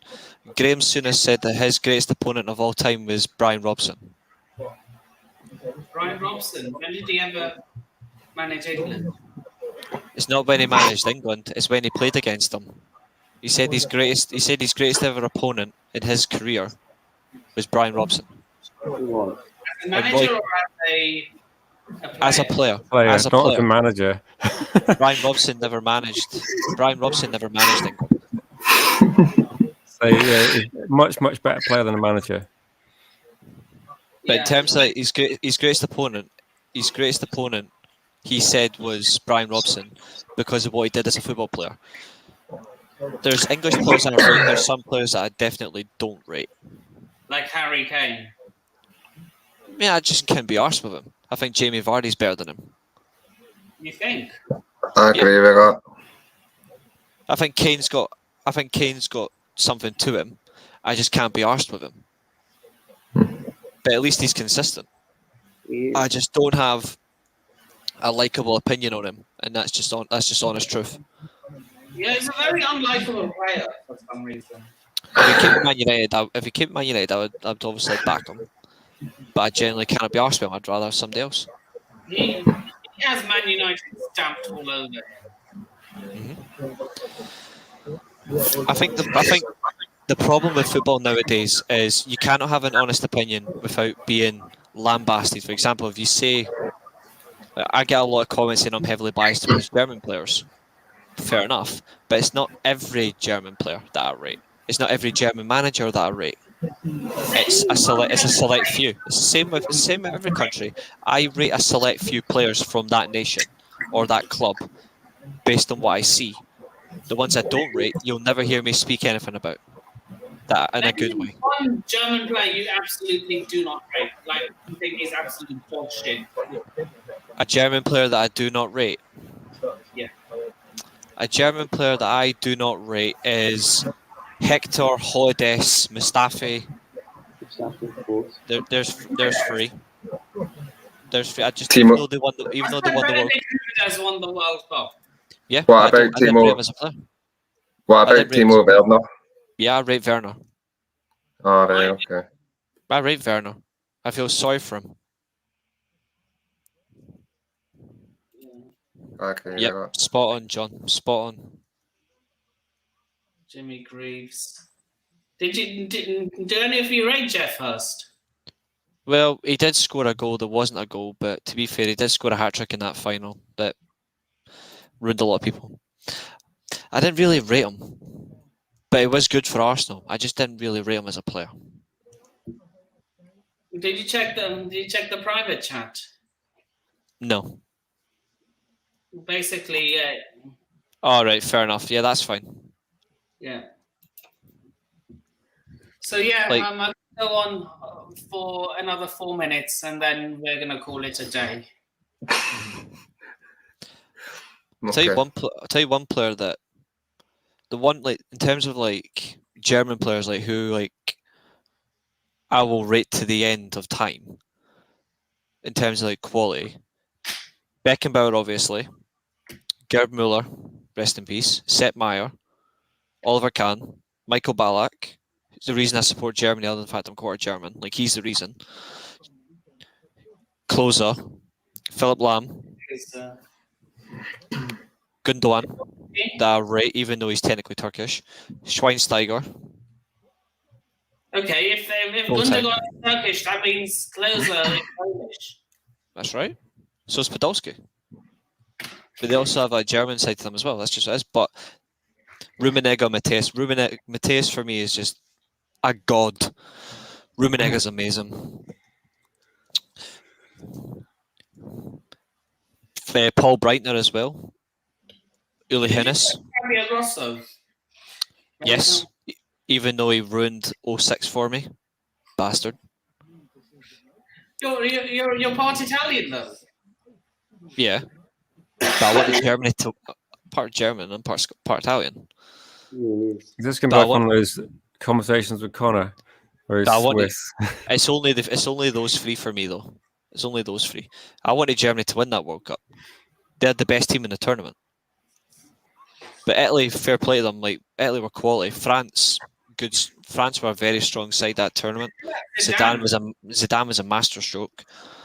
Brazil were woeful. Brazil were underperforming, like which really shocked me. Italy were fantastic, but the Germans, the fact they didn't win it like controversially in extra time really annoyed me. Were they both offside goals? Were they both offside goals? Yes. So was Gerrard's goal in 2005. Gerrard's first goal in Istanbul was offside, but Liverpool fans won't accept that. I'm pretty sure Doug does. I don't think so. He won that Champions League. First one he saw in his lifetime. Reece, let's be honest. Would you accept it was offside if it was United in that fight? To be fair, we've went through worse I've had to accept. Oh, so you would accept an offside? I'd accept chaos. Just ask Chelsea fans about the Ghost goal in 2005. I think he got cheated. Yeah, but I'm pretty sure you're fuming that Liverpool were the ones that did cheat. Yeah, I'm fuming the fact that they won that final when they should never have been there in the first place. So you're saying it should have been a Chelsea-Milan final? It should have been, yes. It wasn't a goal. It wasn't a goal. And you got cheated in 2009 as well. Yeah, that's the main reason I hate Barcelona. I'll tell you this thing as well. Was that semi-final lost all my respect for them. Yep. We got cheated off that referee in 2013. And obviously, with the nanny red card. And Arsenal, if Jens Lehmann hadn't been a bit of a knob end, Arsenal would have won the European final in 2006. Yeah, and we wouldn't hear the end of it. That's true, Vaughan. That's very true. Very true. There was an offside goal. 05 final, I was fucking fuming.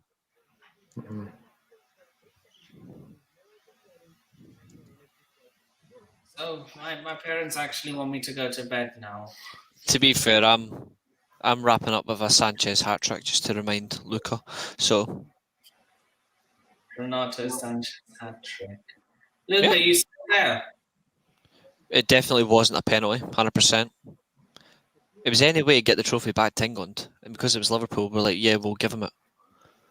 It was to stop Milan getting extremely close to Real Madrid at the time. But obviously they were, up until the Madrid dominance from 14 onwards, Oh, so UEFA. they were only behind it. So UEFA didn't want. What's it? AC Milan to overtake Real Madrid.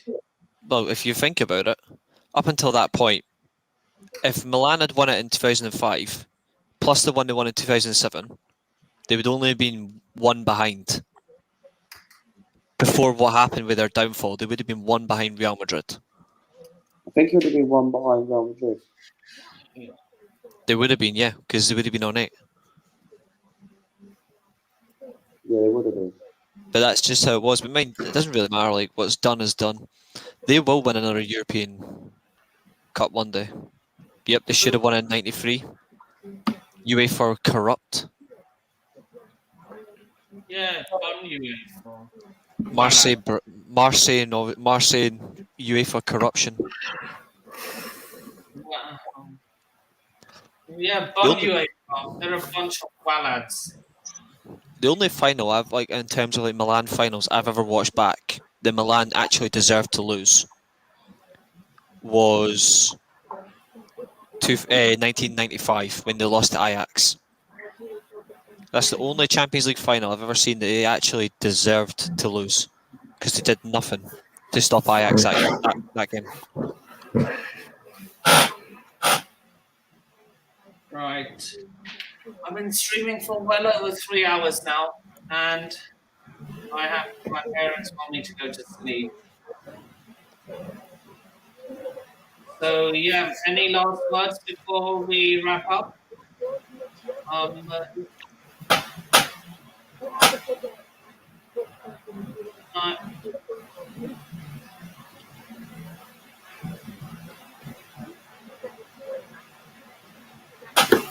Yes, it was. What's this race? The Del Piero goal.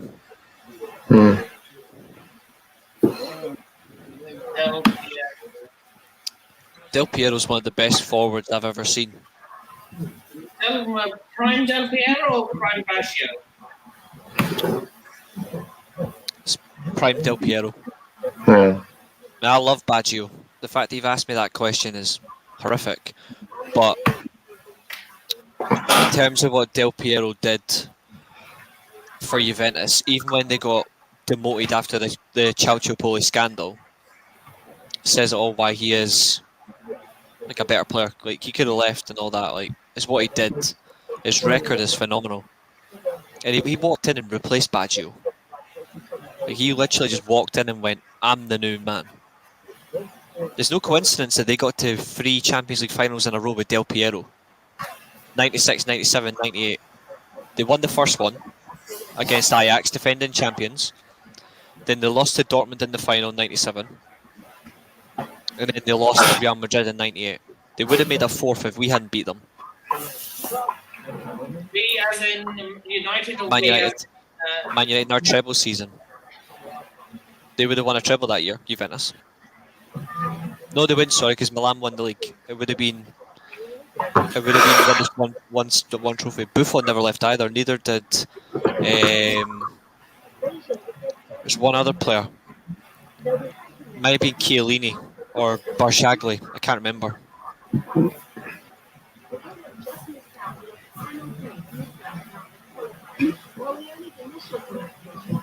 Right.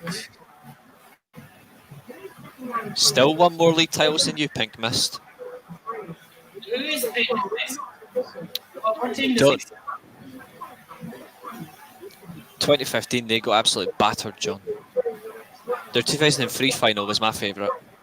Losing on penalties to Milan at Old Trafford. Who? Juventus, they lost to Milan at Old Trafford in 2003 on penalties. That was a great Milan team. Right. It's one of the best Juventus teams I ever saw. So I'm not joking now. My parents really want me to wrap up now. Yeah, I'm done. Pretty much. Yeah, I'm done as well. So before we wrap up, Niall, where can they find you? You can find me on Twitter at NiallKane91, Instagram Niall_Kane, Facebook Niall King, and Twitch NiallKane91. Reese, where can they find you? Yeah, Devil's Rising on Twitter. And you can find me on all the socials in the ticker below.